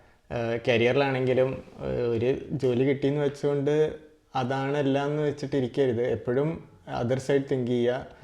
നമുക്ക് ഇതാണ് നമുക്ക് വേണ്ടത്, ഓർ ലൈക്ക് ഈ ഒരു റോൾ ഇഷ്ടമാണോ അതൊരു കാര്യം, അതേമാതിരി തന്നെ ഈ ഒരു ജോബ് നമുക്ക് മതിയോ അതോ for you is something else better. അപ്പോൾ അത് എപ്പോഴും തിങ്ക് ചെയ്യണമെന്ന് എനിക്ക് തോന്നുന്നുണ്ട്. അതൊരു നല്ല പോയിന്റ് തന്നെയാണ് പറഞ്ഞത്. പിന്നെ അപ്പോൾ അത് പറഞ്ഞപ്പോഴാണ്, നീ ഇൻ്റർവ്യൂവിൻ്റെ കാര്യം പറഞ്ഞപ്പോഴാണ്, നീ ഇപ്പം സൂമിലേക്ക് വന്ന സമയത്താണെങ്കിലും അല്ലെങ്കിൽ നിൻ്റെ ഒരു എക്സ്പീരിയൻസിൽ ഈ ജോബ് ഇൻ്റർവ്യൂസ് എങ്ങനെ ആയിരിക്കും? ലൈക്ക് എങ്ങനെയൊക്കെയാണ് ജോബ് ഇൻ്റർവ്യൂ റൗണ്ട്സ് ഉള്ളത്? എന്താണ് അതിൽ ചോദിക്കാറ്? ഞാൻ ഇപ്പം മെഷീൻ ലേണിങ്ങിൻ്റെ എടുത്ത് പറയാം. എനിക്ക് തോന്നുന്നു അത് കൂടുതലൊരു ബ്ലാക്ക് ബോക്സ് ആണ് മിക്കപ്പോഴും. കാരണം മെഷീൻ ലേണിങ്ങിൻ്റെ ഇൻ്റർവ്യൂസ് ഞാൻ തന്നെ ഇപ്പോൾ ഒരു 10-20 ഇൻ്റർവ്യൂസ് ഇരുന്നതിൽ എല്ലാം ഓരോ രീതിയിലാണ്.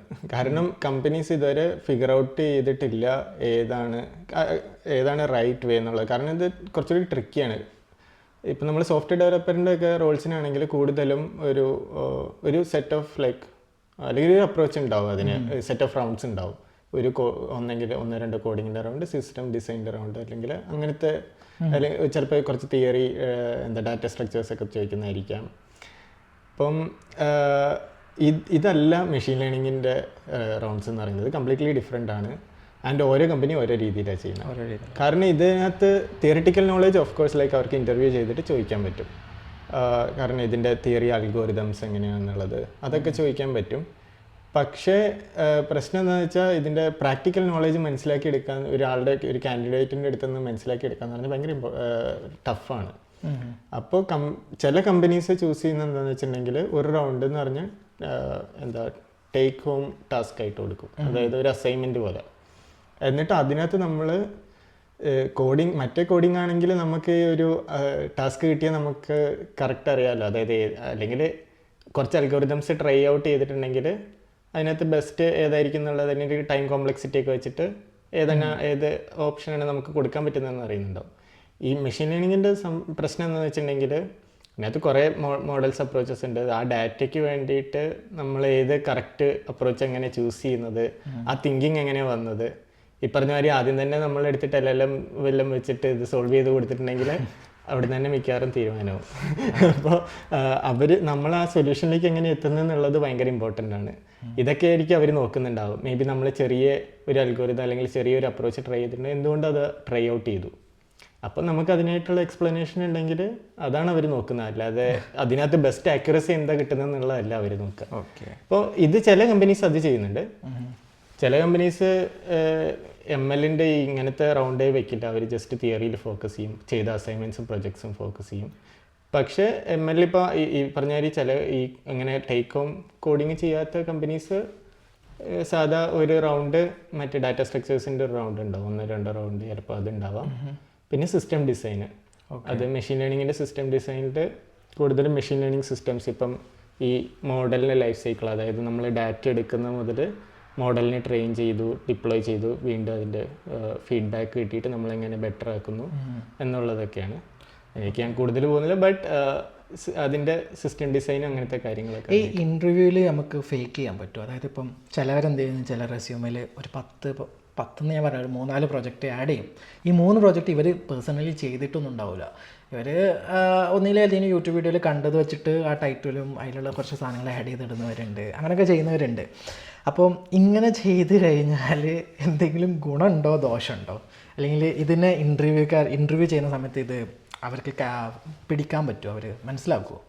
ഞാൻ കുറേ ഇൻ്റർവ്യൂ എടുത്തിട്ടുണ്ട്, അങ്ങനെ കുറച്ച് പേരെ പിടിച്ചിട്ടുണ്ട്.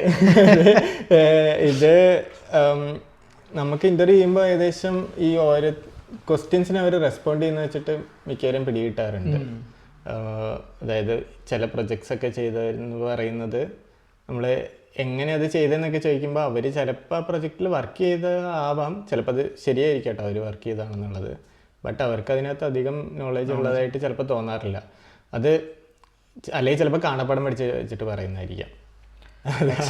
അങ്ങനെയൊക്കെ പറയുന്നത് എക്സ്പീരിയൻസ്ഡ് ആയിട്ടുള്ള ഇൻ്റർവ്യൂവേഴ്സ്. ഇപ്പം ഞാനൊക്കെ അധികം അങ്ങനെ ഭയങ്കരമായിട്ടൊന്നും ഇൻ്റർവ്യൂ എടുത്തിട്ടില്ല, ബട്ട് എന്നെക്കാളും എക്സ്പീരിയൻസ്ഡ് ആയിട്ടുള്ള ഇൻ്റർവ്യൂവേഴ്സിനൊക്കെ പെട്ടെന്ന് പിടികിട്ടും.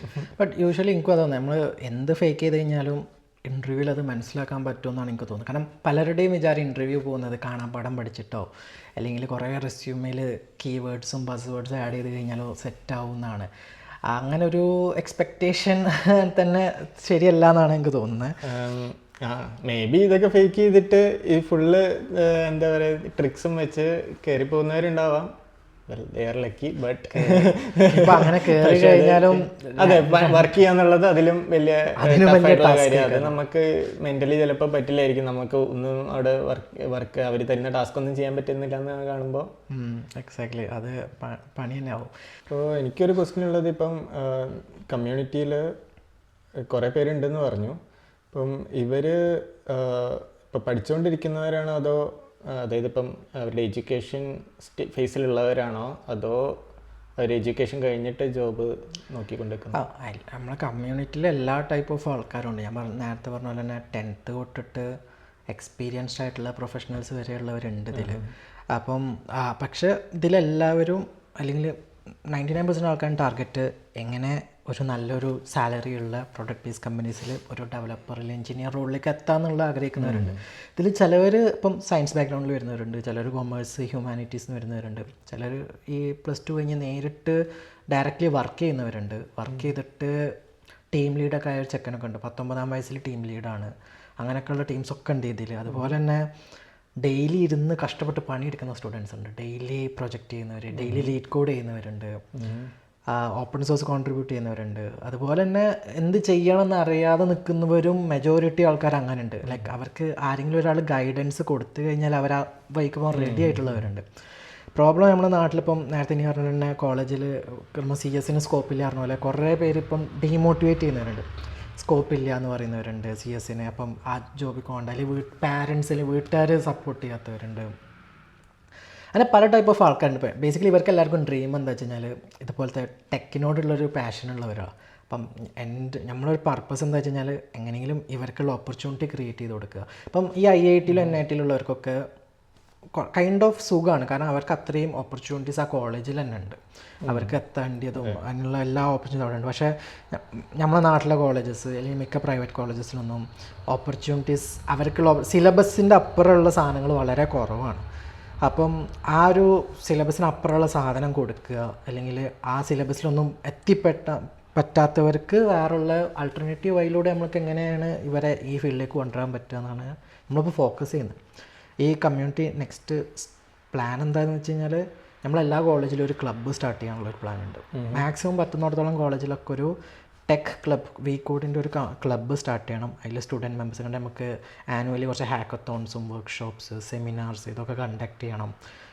ഇവർക്കുള്ള എക്സ്ട്രാ ആയിട്ടുള്ള നോളജും കാര്യങ്ങളും കൊടുക്കണം, മോട്ടിവേറ്റ് ചെയ്യണം. ഇതൊക്കെയാണ് നമ്മളൊരു ഗോൾ എന്ന് പറയുന്നത്. അപ്പം അതൊക്കെ പ്ലാൻ ചെയ്താൽ സ്റ്റാർട്ട് ചെയ്തത്. ഇപ്പോൾ 2 വർഷമായി തുടങ്ങിയിട്ട് ഇപ്പം അടുത്ത് 10K അടിച്ചു ഇൻസ്റ്റഗ്രാമിൽ. യൂട്യൂബ് തിരക്കേടില്ല, അതിൻ്റെ പകുതി ആൾക്കാർ യൂട്യൂബിൽ സബ്സ്ക്രൈബ്ഡാണ്. എന്തായാലും പണ്ട് തൊട്ടേ ഫോളോ ചെയ്യുന്ന കുറച്ച് ആൾക്കാരുണ്ട്, ഒരു 100 പേരുണ്ട്. ഞാൻ ആ ഒരു 100 പേര് എപ്പോഴും ഡെഡിക്കേറ്റഡാണ്, ഇതിൽ എപ്പോഴും നിൽക്കാനും എല്ലാത്തിനും സപ്പോർട്ട് ചെയ്തിട്ടൊക്കെ നിൽക്കുന്ന കുറച്ച് പേരുണ്ട്.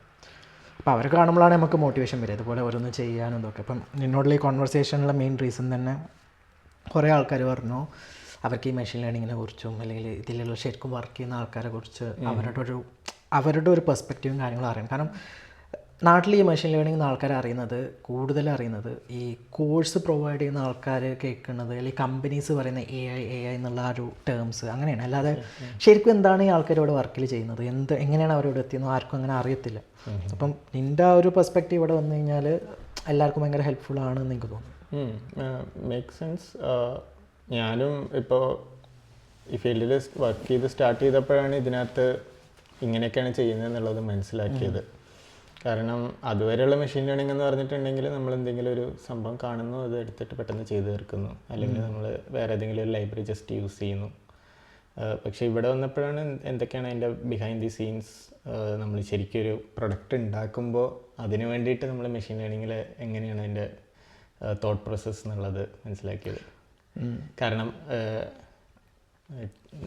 മോഡൽ ഉണ്ടാക്കുക മാത്രമല്ല, അതിൻ്റെ പുറകിൽ ഡാറ്റ സോഴ്സ് ചെയ്യുക അല്ലെങ്കിൽ അത് ക്ലീൻ ചെയ്യുക എന്നുള്ളത് തന്നെ വലിയൊരു കാര്യമാണ് ഞാൻ മനസ്സിലാക്കിയത് ഇതിൽ വർക്ക് സ്റ്റാർട്ട് ചെയ്ത് കുറച്ച് കഴിഞ്ഞപ്പോഴത്തേക്കാണ്.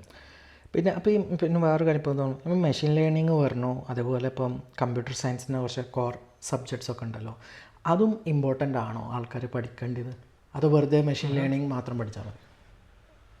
അത് എനിക്ക് തോന്നുന്നില്ല. എനിക്ക് തോന്നുന്നു ഒരു പേഴ്സണലി ഞാൻ എപ്പോഴും ഓൾറൗണ്ടായിട്ടെല്ലാം ഒരു ബേസിക് നോളേജ് എല്ലാത്തിൻ്റെയും വയ്ക്കാൻ ഞാൻ നോക്കാറുണ്ട്. എസ്പെഷ്യലി ഇപ്പം സ്റ്റാർട്ടപ്പിലൊക്കെ വർക്ക് ചെയ്യുന്നവരാണെങ്കിൽ അവർക്ക് ഏകദേശം മിക്കത് അറിഞ്ഞിരിക്കേണ്ടി വരും. ഡാറ്റാബേസ് ആണെങ്കിൽ അതുമാതിരിയല്ല, അൽഗോരിതംസ് ഓഫ് കോഴ്സ് അത്. പിന്നെ ഈ അൽഗോരിതംസിനെ ഡിപ്പെൻഡ് ചെയ്തിട്ടാണ് വേറെ കുറേ കാര്യങ്ങളൊക്കെ വരുന്നത്. നമ്മളെങ്ങനെയാണ് സോഫ്റ്റ്വെയറിൻ്റെ എന്താ പറയുക, മെമ്മറി കൺസംഷൻ, അത് CPU usage, multi processing, multi threading, ഇതൊക്കെ ഇതൊക്കെ ബേസിക് സാധനങ്ങളാണ്. ഐ മീൻ പറയുമ്പം ഇതിപ്പോൾ ഓൾറെഡി ഇതിനകത്തൊക്കെ വർക്ക് ചെയ്യുന്നവർ ഇതൊന്നും അല്ല എന്ന് പറയും. പക്ഷേ ഇതൊക്കെ നമ്മൾ അവിടെ നിന്ന് പഠിച്ചതാണല്ലോ, അതുകൊണ്ടാണ് നമുക്ക് ഇതൊന്നും അല്ല എന്നൊക്കെ തോന്നുന്നത്. ബട്ട് ഇതൊക്കെ ഭയങ്കര ഇമ്പോർട്ടൻ്റ് ആയിട്ടുള്ള കോൺസെപ്റ്റ്സ് ആയിട്ട് എനിക്ക് തോന്നിയിട്ടുള്ളത്. ഇതൊക്കെ ഇപ്പോഴും ഞാൻ യൂസ് ചെയ്യുന്ന കാര്യങ്ങളാണ്. അപ്പോൾ എനിക്ക് തോന്നുന്നു സബ്ജക്ട്സൊക്കെ എല്ലാം എന്താ പറയുക യൂസ്ഫുൾ ആണെന്ന് ഞാൻ പറയില്ല. എനിക്ക് 1-2 സബ്ജക്ട്സ് അറ്റ്ലീസ്റ്റ് വേണ്ടിയിരുന്നില്ല എന്ന് തോന്നിയിട്ടുണ്ടായിരുന്നില്ല. കറക്റ്റ് അതിൻ്റെ പേര് ഓർമ്മയില്ല, അതുകൊണ്ടാണ് ഞാൻ വേണ്ടിയിരുന്നില്ല എന്ന് തോന്നിയെന്ന് പറഞ്ഞത്. ബട്ട് അതിന് പകരം നമുക്ക് കുറച്ചുകൂടി എലക്ടീവ്സിൻ്റെ ഓപ്ഷൻസ് ഉണ്ടെങ്കിൽ വളരെ നല്ലതായിരുന്നു. ഞാൻ പൊതുവെ എല്ലാവരോടും പറയുന്നത് എന്താ വെച്ചാൽ കോർ സബ്ജക്ട്സ് ലൈക്ക് ഇപ്പം ഡാറ്റാബേസ്, ഓപ്പറേറ്റിംഗ് സിസ്റ്റം, നെറ്റ്വർക്കിംഗ്, പിന്നെന്താ ഉള്ളത്, design and analysis of algorithm, പിന്നെ OS ഒക്കെ വളരെ, അതെ, ഓപ്പറേറ്റിംഗ് സിസ്റ്റത്തിൻ്റെ ഇതൊക്കെ വളരെ ഇമ്പോർട്ടൻ്റ്. കാരണം ഇപ്പം ഈവൺ മൈക്രോ സർവീസ് ഉണ്ടാക്കുന്നവരാണെങ്കിൽ പോലെ ഒരു ഡോക്കറിലൊക്കെ വർക്ക് ചെയ്യുമ്പോൾ എന്താ ചെയ്യുന്നതെന്നുള്ളത് അറിയണം. അതേമാതിരി ലിനക്സിൽ വർക്ക് ചെയ്യുന്നവരാണെങ്കിൽ എങ്ങനെയാണ് OS ഡിസൈൻ ചെയ്തിരിക്കുന്നത്, എങ്ങനെയാണ് വർക്ക് ചെയ്യുന്നത്, എന്തെങ്കിലും പ്രശ്നം ഉണ്ടായാൽ അത് എന്തുകൊണ്ടുണ്ടായി എന്നൊക്കെ മനസ്സിലാക്കാൻ അങ്ങനെയല്ലേ പറ്റുള്ളൂ.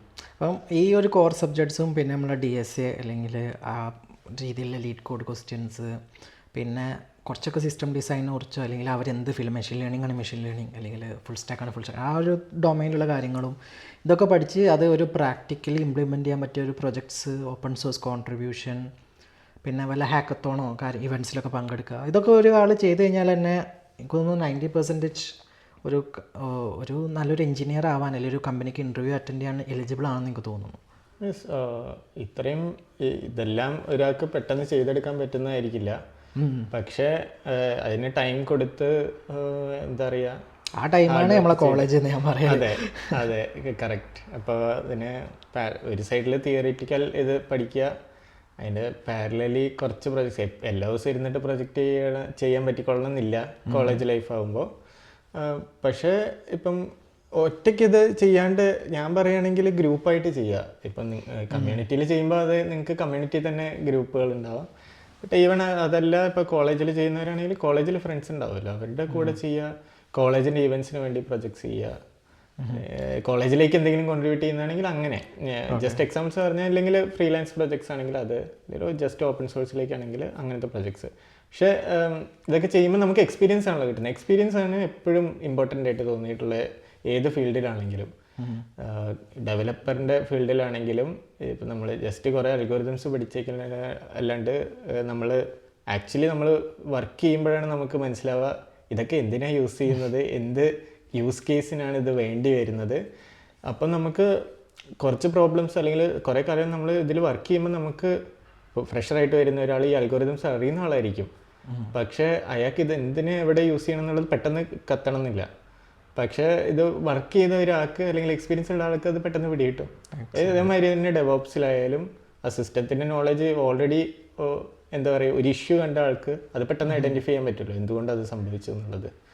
അല്ലെങ്കിൽ ഒരു സർവീസ് ബ്രേക്കായി, എന്തുകൊണ്ട് അത് ബ്രേക്കായി എന്ന് പെട്ടെന്ന് ട്രബിൾ ഷൂട്ട് ചെയ്യാൻ പറ്റുന്നത് നല്ല എക്സ്പീരിയൻസ് ഉള്ളതായിരിക്കും. അപ്പോൾ എക്സ്പീരിയൻസ് എപ്പോഴും ഇമ്പോർട്ടൻറ്റ്. ഈവൻ ML ഫീൽഡിലായാലും ആ തിങ്കിങ്, അത് ഭയങ്കര ഡാറ്റ എങ്ങനെ യൂസ് ചെയ്യാം, ഈ ഡാറ്റയ്ക്ക് എന്ത് മോഡലാണ് വർക്കാവുക, അല്ലെങ്കിൽ അതെങ്ങനെ ക്ലീൻ ചെയ്ത് എടുക്കണം, എന്ത് ഡാറ്റയാണ് വേണ്ടത്, ഇതൊക്കെ ആ ഒരു തിങ്കിങ് വരുന്നത് എക്സ്പീരിയൻസ് ത്രൂ ആണ്. ഈ തിങ്കിങ് ഇവർക്ക് ഇമ്പ്രൂവ് ചെയ്യാൻ എന്താ ചെയ്യാൻ പറ്റുക? കാരണം ഇപ്പം ഫോർ എക്സാമ്പിൾ ചിലവരൊക്കെ ഇപ്പം ലൈക്ക് DSA ക്വസ്റ്റ്യൻസ് ഒക്കെ ഉണ്ടല്ലോ, അപ്പം അതിനൊക്കെ ഒരു തോട്ട് പ്രോസസ്സ് ഉണ്ട്, നമ്മൾ പ്രോബ്ലം സോൾവിങ് സ്കിൽസൊക്കെ. ചിലവർ കാണാപാഠം പഠിച്ച് പോകുന്നുണ്ട് കോഡൊക്കെ. ഓണസ്റ്റ്ലി എനിക്കറിയില്ല എങ്ങനെയാണ് ഈ കോഡ് കാണാപാഠം പഠിച്ച് പോകുന്നത്, പക്ഷേ അത് ചെയ്യുന്നവരുണ്ട്. പക്ഷേ എങ്ങനെയാണ് ഇവർ ഈ തോട്ട് പ്രോസസ്സ് ഇമ്പ്രൂവ് ചെയ്യാൻ പറ്റുക, എന്നിട്ട് എങ്ങനെ അത് കോഡ് ചെയ്യാൻ പറ്റുക? എന്താ നിൻ്റെ ഒരു ഒപ്പീനിയൻ എന്താ, അല്ലെങ്കിൽ എന്ത് ചെയ്താലാണ് ഇവർക്ക് അത് ഇമ്പ്രൂവ് ചെയ്യാൻ പറ്റുക? എനിക്ക് തോന്നുന്നു പ്രൊജക്ട്സിലൂടെ തന്നെ ചെയ്യാൻ പറ്റില്ല. അപ്പം പ്രോബബ്ലി എൻ്റെ ഒരു ഒപ്പീനിയൻ നിങ്ങളുടെ കമ്മ്യൂണിറ്റിയിൽ എനിക്കറിയില്ല ഓൾറെഡി ചെയ്യുന്നുണ്ടെന്ന് തോന്നുന്നു. പ്രൊജക്ട്സ് നിങ്ങളായിട്ട് ക്രിയേറ്റ് ചെയ്ത് നോക്കും, മേ ബി ഒരു സെർട്ടൻ ആപ്ലിക്കേഷന് വേണ്ടിയിട്ട്. അപ്പോൾ അതിൽ പക്ഷേ ഇത് യൂസ് ചെയ്യുന്ന ഒരു ആപ്ലിക്കേഷനാണ്. അങ്ങനെയാണെങ്കിൽ ഇതിൻ്റെ ആവശ്യം എന്താണെന്നുള്ളത്, അല്ലെങ്കിൽ ആ ഒരു ഇതിന് വേണ്ടിയിട്ട് ഇവർക്ക് മര്യാദയ്ക്ക് ബിൽഡ് ചെയ്യാൻ പറ്റില്ല. അല്ലെങ്കിൽ ആ ഒരു ആപ്ലിക്കേഷൻ യൂസ് ചെയ്യുമ്പോൾ അതിൻ്റെ പ്രോബ്ലംസ് മനസ്സിലാക്കിയിട്ട് അതിന് വേണ്ടി സോൾവ് ചെയ്യാൻ പറ്റുള്ളൂ. അപ്പോഴാണ് ആ തിങ്കിങ്ങിൻ്റെ നമുക്കിപ്പം വെറുതെ ഒരു കാര്യത്തിന് വേണ്ടി നമുക്ക് റെസ്യൂമിൽ കാണിക്കാൻ വേണ്ടി മാത്രം നമ്മളൊരു പ്രൊജക്റ്റ് ഉണ്ടാക്കുകയാണെങ്കിൽ നമ്മളതിനകത്ത് കൊടുക്കുന്ന ഇൻപുട്ട് അല്ലെങ്കിൽ എഴുതുന്ന കോഡ് എന്ന് പറയുന്നത് ആ ഒരു രീതിയിലുള്ളതേ ആവുള്ളൂ അല്ലേ. അല്ലാണ്ട് ഇത് ആക്ച്വലി യൂസിന് വേണ്ടിയിട്ടുള്ളതാണെന്നുണ്ടെങ്കിൽ നമ്മൾ തിങ്ക് ചെയ്തിട്ട് അതെങ്ങനെ ഏറ്റവും ബെസ്റ്റ് വേയിൽ സോൾവ് ചെയ്യാം, അല്ലെങ്കിൽ ആ സൊല്യൂഷൻ തെറ്റാണെങ്കിൽ അത് നമുക്ക് കണ്ടുപിടിച്ചിട്ട് അതെങ്ങനെ ബെറ്റർ ആക്കാന്നൊക്കെ നോക്കും. അപ്പം അത് ഇമ്പോർട്ടൻ്റ് ആണ്. അതാണ് ഈ പ്രാക്ടിക്കൽ നമ്മൾ ജോബിലേക്ക് വരുമ്പോൾ നമുക്ക് ഏറ്റവും ഗുണമായിട്ടുള്ളത്. അത് ഇതിൽ എന്താ പറയുക, ജോലിക്ക് മുന്നേ അത് ചെയ്തെടുക്കുക എന്നുള്ളത് കുറച്ച് ട്രിക്കിയാണ്. ബട്ട് ഇപ്പം ഓപ്പൺ സോഴ്സ് പ്രൊജക്ട്സിൽ കോൺട്രിബ്യൂട്ട് ചെയ്യുമ്പോൾ അത് വർക്കാവും. കാരണം അത് എവിടെയെങ്കിലും ഓൾറെഡി യൂസ് ചെയ്യുന്നതായിരിക്കുമല്ലോ ബാക്കിയുള്ളവരും അങ്ങനെയുള്ള ഓൾറെഡി ഉള്ള പ്രൊജക്ട്സിൽ. അപ്പം അത് എനിക്ക് തോന്നുന്നു നല്ലൊരു ഓപ്ഷനാണ്. കാരണം ഇറ്റ്സ് നോട്ട് വെരി ഈസി. എന്താ പറയുക, ഓൾറെഡി ഈ പ്രൊജക്ട്സിനൊക്കെ കോൺട്രിബ്യൂട്ടേഴ്സ് ഉണ്ടാവും, അവരൊക്കെ നന്നായിട്ട് ഓൾറെഡി അതിനകത്ത് എക്സ്പീരിയൻസ് ഉള്ളവരായിരിക്കും. പക്ഷെ എന്നാലും ട്രൈ ചെയ്യുക. അറ്റ്ലീസ്റ്റ് നിങ്ങൾക്ക് ഇഷ്ടമുള്ള ഒരു പ്രൊജക്റ്റ് എടുക്കുക, ഓൾറെഡി നല്ല ഒരു ഇതിൽ സ്റ്റേറ്റിൽ നിൽക്കുന്ന അതിൻ്റെ ഇഷ്യൂസോ ബഗ്സോ ഫിക്സ് ചെയ്യാൻ തോന്നുന്നു. ഓപ്പൺ സോഴ്സ് ഒരു നല്ലൊരു പ്രൊജക്റ്റിൻ്റെ ഒരു എക്സാമ്പിളാണ്. കാരണം എന്താ വെച്ചാൽ അവിടെ നമുക്കൊരു PR റേസ് ചെയ്ത് കഴിഞ്ഞാൽ അപ്രൂവ് ആവണമെന്നൊരു ഇതില്ല. അതിന് കുറേ റിവ്യൂ കിട്ടും, നമ്മൾ ചെയ്ത മിസ്റ്റേക്സ് നമ്മളെ പോയിൻ്റ് ഔട്ട് ചെയ്യാനുള്ള ആൾക്കാരുണ്ടാവും. അത് അഥവാ അപ്രൂവ് ചെയ്ത് കഴിഞ്ഞാലോ ആ പ്രൊജക്ട്സ് എത്ര ആയിരക്കണക്ക് ഡെവലപ്പേഴ്സുമാരൊക്കെ യൂസ് ചെയ്യുന്ന കാര്യം, അപ്പം അതിൻ്റെ ഒരു വാല്യൂ ഉണ്ടാവും നമുക്ക്. പക്ഷെ കോൺട്രിബ്യൂട്ട് ചെയ്യുന്ന പ്രൊജക്റ്റ് ആക്ച്വലി നിങ്ങൾ യൂസ് ചെയ്യുന്ന എന്തെങ്കിലും ആയിരിക്കണം. അപ്പോൾ അത് വെച്ചിട്ട് കോൺട്രിബ്യൂട്ട് ചെയ്യാൻ പറ്റുള്ളൂ. അപ്പോൾ അത് ആദ്യം ട്രൈ ഔട്ട് ചെയ്യുക. നമ്മളെ കമ്മ്യൂണിറ്റിയിൽ മുമ്പ് മീൻസ് ഒരു കുറച്ച് മാസങ്ങൾക്ക് മുമ്പ് ഒരു പ്രൊജക്റ്റ് ചെയ്തത് ഷസാമിൻ്റെ ക്ലോണിങ്. അതായത് ഷസാം അറിയാമല്ലോ, നമ്മൾ ഒറ്റ പാട്ട് കേട്ടിട്ട് റെക്കഗ്നൈസ് ചെയ്യുന്ന സാധനം. അപ്പം ആ ഒരു കണ്ടീഷനുള്ളായിരുന്നു പ്രൊജക്റ്റ് ചെയ്യാൻ. അതായത് ലൈബ്രറീസ് യൂസ് ചെയ്യാൻ പാടില്ല. അതായത് ഏതെങ്കിലും തേർഡ് പാർട്ടി ലൈബ്രറീസ് യൂസ് ചെയ്താണ്ട് ഈ സോങ് റെക്കഗ്നേഷൻ്റെ സാധനം യൂസ് ചെയ്യാൻ പാടില്ല. അതേ ഉള്ള കണ്ടീഷൻ. അങ്ങനെ എന്നിട്ട് ആദ്യം പ്രൊജക്റ്റിനെ രജിസ്റ്റർ ചെയ്തപ്പം എനിക്ക് തോന്നുന്നു 20-26 ആൾക്കാരുണ്ടായിരുന്നു. പ്രൊജക്റ്റ് ലാസ്റ്റ് ഈ ഒരു കണ്ടീഷനൊക്കെ വെച്ച് ഇംപ്ലിമെൻറ്റേഷൻ സ്റ്റേജിൽ 3 ആളുണ്ടായിരുന്നു ചെയ്യാൻ. കാരണം ബാക്കിയുള്ള ആൾക്കാർക്ക് ഈ ലൈബ്രറി യൂസ് ചെയ്യാതെ എനിക്ക് ചെയ്യാൻ അറിയില്ല പറഞ്ഞിട്ട് അവർ ഗിവ് അപ്പ് ചെയ്ത് പോകുന്നത്. ഈ 3 പേര് അവർ സം മാത്തമാറ്റിക്കൽ ഫോർമുലയൊക്കെ യൂസ് ചെയ്ത് graph methods, I mean data visualise ഒക്കെ ചെയ്തിട്ട് അവർ ഒരു ആൽഗോരിതം കണ്ടുപിടിച്ചു. അവരിങ്ങോട്ട് ഇംപ്ലിമെൻറ്റ് ചെയ്തു. ലൈക്ക് ഞാൻ ശരിക്കും ഭയങ്കര ഇമ്പ്രസ്ഡ് ആയി പോയി. ലൈക്ക് ഞാൻ പോലും അങ്ങനെ ആലോചിച്ചിട്ടില്ലായിരുന്നു. എന്നിട്ട് അവരങ്ങനെ ഇംപ്ലിമെൻറ്റ് ചെയ്തു. അതും ഈ ഫസ്റ്റ് ഇയർ സെക്കൻഡ് ഇയറിൽ പഠിക്കുന്ന പിള്ളേരാണ് ചെയ്തത്. അപ്പം അത് ഭയങ്കര ഇൻസ്പയറിംഗ് ആയിരുന്നു. അപ്പം ഞാനും ഇവരോട് എല്ലാവരും പറയുന്നത് എന്താ വെച്ചാൽ പർപ്പസ് ഉള്ള ഒരു പ്രൊജക്റ്റ് ചെയ്യുക. വെറുതെ ഒരു പ്രൊജക്റ്റ് ചെയ്യുന്നതിന് പകരം എനിക്ക് ഈ ഒരു പ്രോബ്ലം സോൾവ് ചെയ്യണം, അല്ലെങ്കിൽ ഞാൻ ഈ ഒരു പ്രശ്നം എവിടെ ഫേസ് ചെയ്തിട്ടുണ്ട്, എനിക്ക് അതിന് സൊല്യൂഷൻ വേണം, അതുകൊണ്ട് ചെയ്യുക. അതെ, അത് ശരിയാണ്. ഇപ്പം നമ്മൾ ഡെയിലി ലൈഫിൽ തന്നെ നമ്മൾ കുറേ പ്രോബ്ലംസ് കാണാം. ചിലതൊക്കെ ഭയങ്കര കോംപ്ലക്സ് ആയിട്ടുള്ളതായിരിക്കും. പക്ഷേ ചിലതിനൊക്കെ നമുക്ക് എന്തെങ്കിലും ഇത് വെച്ചിട്ട് ചെയ്തിരുന്നെങ്കിൽ ബെറ്റർ ആയിരുന്നതിന് തോന്നുന്ന കാര്യങ്ങളൊക്കെ അങ്ങനെ വരികയാണെന്നുണ്ടെങ്കിൽ അപ്പം തന്നെ അതിന് നോട്ട് ചെയ്യുക, അതിനെ എന്നിട്ട് ടൈം എടുത്തിട്ട് സോൾവ് ചെയ്യാൻ നോക്കുക. ബട്ട് അതർവൈസ് ഇപ്പം സ്വന്തമായിട്ട് ഒരു പുതിയൊരു പ്രൊജക്റ്റായിട്ട് വരാൻ പറ്റിയില്ലെങ്കിൽ പോലും ഓൾറെഡി ഉള്ളതിൽ കോൺട്രിബ്യൂട്ട് ചെയ്യാൻ പറ്റും. അതും പോസിബിൾ ആണ്. അതൊരു ഓപ്ഷനാക്കി വയ്ക്കുക. ഓക്കെ, ഇനി നമ്മൾ അത് കൂടുതൽ ലോങ് ആക്കുന്നില്ല. ഓൾറെഡി ഇത് ഭയങ്കര ലോങ് ആയിട്ടുണ്ടെന്നാണ് എനിക്ക് തോന്നുന്നത്. നമ്മൾ സംസാരിച്ചു തുടങ്ങിയാൽ ഇപ്പോൾ കുറേ പോകും. എനിക്ക് തോന്നുന്നത് നമ്മൾ അത്യാവശ്യം ഹെൽപ്ഫുൾ ആയിട്ടുള്ള എല്ലാ പോയിൻറ്റ്സും കവർ ചെയ്തിട്ടുണ്ടെന്ന് തോന്നുന്നത്. നിനക്ക് ഇനി നിൻ്റെ സൈഡിൽ നിന്ന് എന്തെങ്കിലും പറയാനുണ്ടോ? എനിക്ക് എന്താ പറയുക, പഠിക്കുന്നവരോട് പറയാനുള്ളത്, ഓൾറെഡി പഠിച്ചാൽ ഇപ്പോൾ കോളേജിൽ പഠിക്കുന്നവരുടെ അടുത്ത് പറയാനുള്ളത്, നിങ്ങൾ പഠിക്കുന്ന എന്തായാലും അതിൻ്റെ സൈഡിൽ കൂടെ പോവും. ബട്ട് എന്താ പറയുക, നിങ്ങളെ ഒരു കോളേജ് ലൈഫിലെ ആ ഒരു ഇൻട്രാക്ഷൻസും നിങ്ങളുടെ ഫ്രണ്ട്സ് ഇതൊക്കെ ഭയങ്കര ഇമ്പോർട്ടൻ്റ് ആണ്. ആൻഡ് അവിടെ നിങ്ങൾ ബിൽഡ് ചെയ്യുന്ന ബാക്കിയുള്ള സ്കിൽസ് നിങ്ങളെങ്ങനെയാണ് നിങ്ങൾ ഫ്യൂച്ചറിലേക്ക് കാണുന്നത് എന്നുള്ളത്. അപ്പോൾ അത് try to come up with that. അതായത് എന്തിലേക്കാണ് നിങ്ങൾക്ക് വർക്ക് ചെയ്യാനായിട്ട് ഇൻട്രസ്റ്റ് ഉള്ളതെന്നുള്ളത്. ഇപ്പോൾ ML AI എന്നുള്ളത് ഭയങ്കര സംഭവമായതുകൊണ്ട് നേരെ പോയിട്ട് എല്ലാവരും അതിനകത്ത് ചാടരുത്. അതായിരിക്കില്ല മേ ബി നിങ്ങൾക്ക് ഭാവിയിൽ ചെയ്യാനായിട്ട് ഇൻട്രസ്റ്റ് ഉള്ളത്. എല്ലാ ജോബ് ഓപ്ഷൻസും നോക്കുക. ആൻഡ് ഓൾസോ ലൈക്ക് ഇതിനകത്ത് ആദ്യം ഒരു ജോലിക്ക് പോയി കയറിയെന്ന് വെച്ചുകൊണ്ട് അത് ഇൻട്രസ്റ്റഡ് അല്ലെങ്കിൽ അതിൽ ഇൻട്രസ്റ്റഡ് അല്ലെങ്കിൽ മൂവ് ചെയ്യുക പെട്ടെന്ന് തന്നെ. അപ്പം അത് ഒരു ഇമ്പോർട്ടൻറ്റ് കാര്യമാണ്. നിങ്ങൾക്ക് ഇപ്പം ഒരു 2 years ഒരു ജോലിക്ക് വർക്ക് ചെയ്തെന്ന് വെച്ചിട്ടുണ്ട്, അതല്ല നിങ്ങൾക്ക് ഒരു 20 കൊല്ലത്തേക്ക് ചെയ്യേണ്ടതെന്നുണ്ടെങ്കിൽ പിന്നെ അവിടെ നിൽക്കാണ്ടിരിക്കുകയായിരിക്കും ഭേദം. അല്ലെങ്കിൽ കുറച്ച് നാൾ കഴിയുമ്പോൾ നമുക്ക് തന്നെ ഇൻട്രസ്റ്റ് പോകും. മിക്കവരും ഒരു 4-5 വർഷം കഴിയുമ്പോഴത്തേക്ക് അല്ലെങ്കിൽ 10 വർഷം കഴിയുമ്പോഴത്തേക്കും ജോലിക്ക് താല്പര്യമില്ല, ജോലി ചെയ്യാനായിട്ട് വലിയ ഒരു മോട്ടിവേഷൻ ഇല്ല എന്ന് പറയുന്നതിൻ്റെ കാരണം മേ ബി അവർക്ക് ആ സ്പോട്ടിൽ അവർ മൂവ് ചെയ്യണം. ചിലവർ ആ ഒരു സിറ്റുവേഷൻ കാരണം നിൽക്കുന്നവരുണ്ടാവും, പക്ഷെ അല്ലാത്തവർ മൂവ് ഓൺ ചെയ്യാന്നുണ്ട്. അതെ. പിന്നെ വേറൊരു കാര്യം കൂടി ചോദിക്കാനുള്ളത്, ഇനിയിപ്പോൾ ഒരു ML എഞ്ചിനീയറും കൂടി ആയതുകൊണ്ട് ചോദിക്കാം. ഈ കുറേ കുട്ടികൾ എന്നോട് ചോദിച്ചൊരു ക്വസ്റ്റ്യൻ കൂടിയാണത്. അതായത് AI നമ്മൾ റീപ്ലേസ് ചെയ്യുമോ? AI കാരണം നമുക്ക് ജോലി ഇല്ലാതാവുമോ? നമ്മളെ സോഫ്റ്റ്വെയർ എഞ്ചിനീയേഴ്സിൻ്റെ സ്കോപ്പ് കുറയോ? എന്താ തോന്നുന്നത്? എനിക്കങ്ങനെ തോന്നുന്നില്ല, അറ്റ്ലീസ്റ്റ് നൗ. പക്ഷേ ഇതിപ്പം ഭയങ്കരമായിട്ടൊരു ഗ്രോ ചെയ്യുന്ന ഫീൽഡാണ് ഈ LLM, large language model. But ഇത് നമ്മൾ ജോലി റീപ്ലേസ് ചെയ്യുമോ എന്നുള്ളത് എനിക്ക് അങ്ങനെ തോന്നിയിട്ടില്ല, അറ്റ്ലീസ്റ്റ് ഇതുവരെ. ഇത് നമ്മളെ അസിസ്റ്റ് ചെയ്യാമെന്നാണ് എനിക്ക് തോന്നിയത്, ടു ഡൂ ഇറ്റിന് ഈസിയർ വേ. അതായത് ഇപ്പം നമ്മൾ എഴുതുന്ന കുറേ ബോയിലർ പ്ലേറ്റ് ആയിട്ടുള്ള സാധനങ്ങൾ, അതായത് എല്ലാ ദിവസവും ചെയ്യുന്ന കുറച്ച് കാര്യങ്ങൾ അല്ലെങ്കിൽ ചെയ്യുന്ന കുറച്ച് കോഡിങ്ങിൻ്റെ പാർട്ട് ചിലപ്പോൾ അത് ത്രൂ പെട്ടെന്ന് എഴുതാൻ പറ്റുക. അപ്പം അതിനേക്ക് പക്ഷേ മെയിൻലി നമ്മളുടെ തിങ്കിങ് അതിനെ കംപ്ലീറ്റ്ലി കൊണ്ടുവരാനായിട്ട് ബുദ്ധിമുട്ടായിരിക്കാം മേ ബി.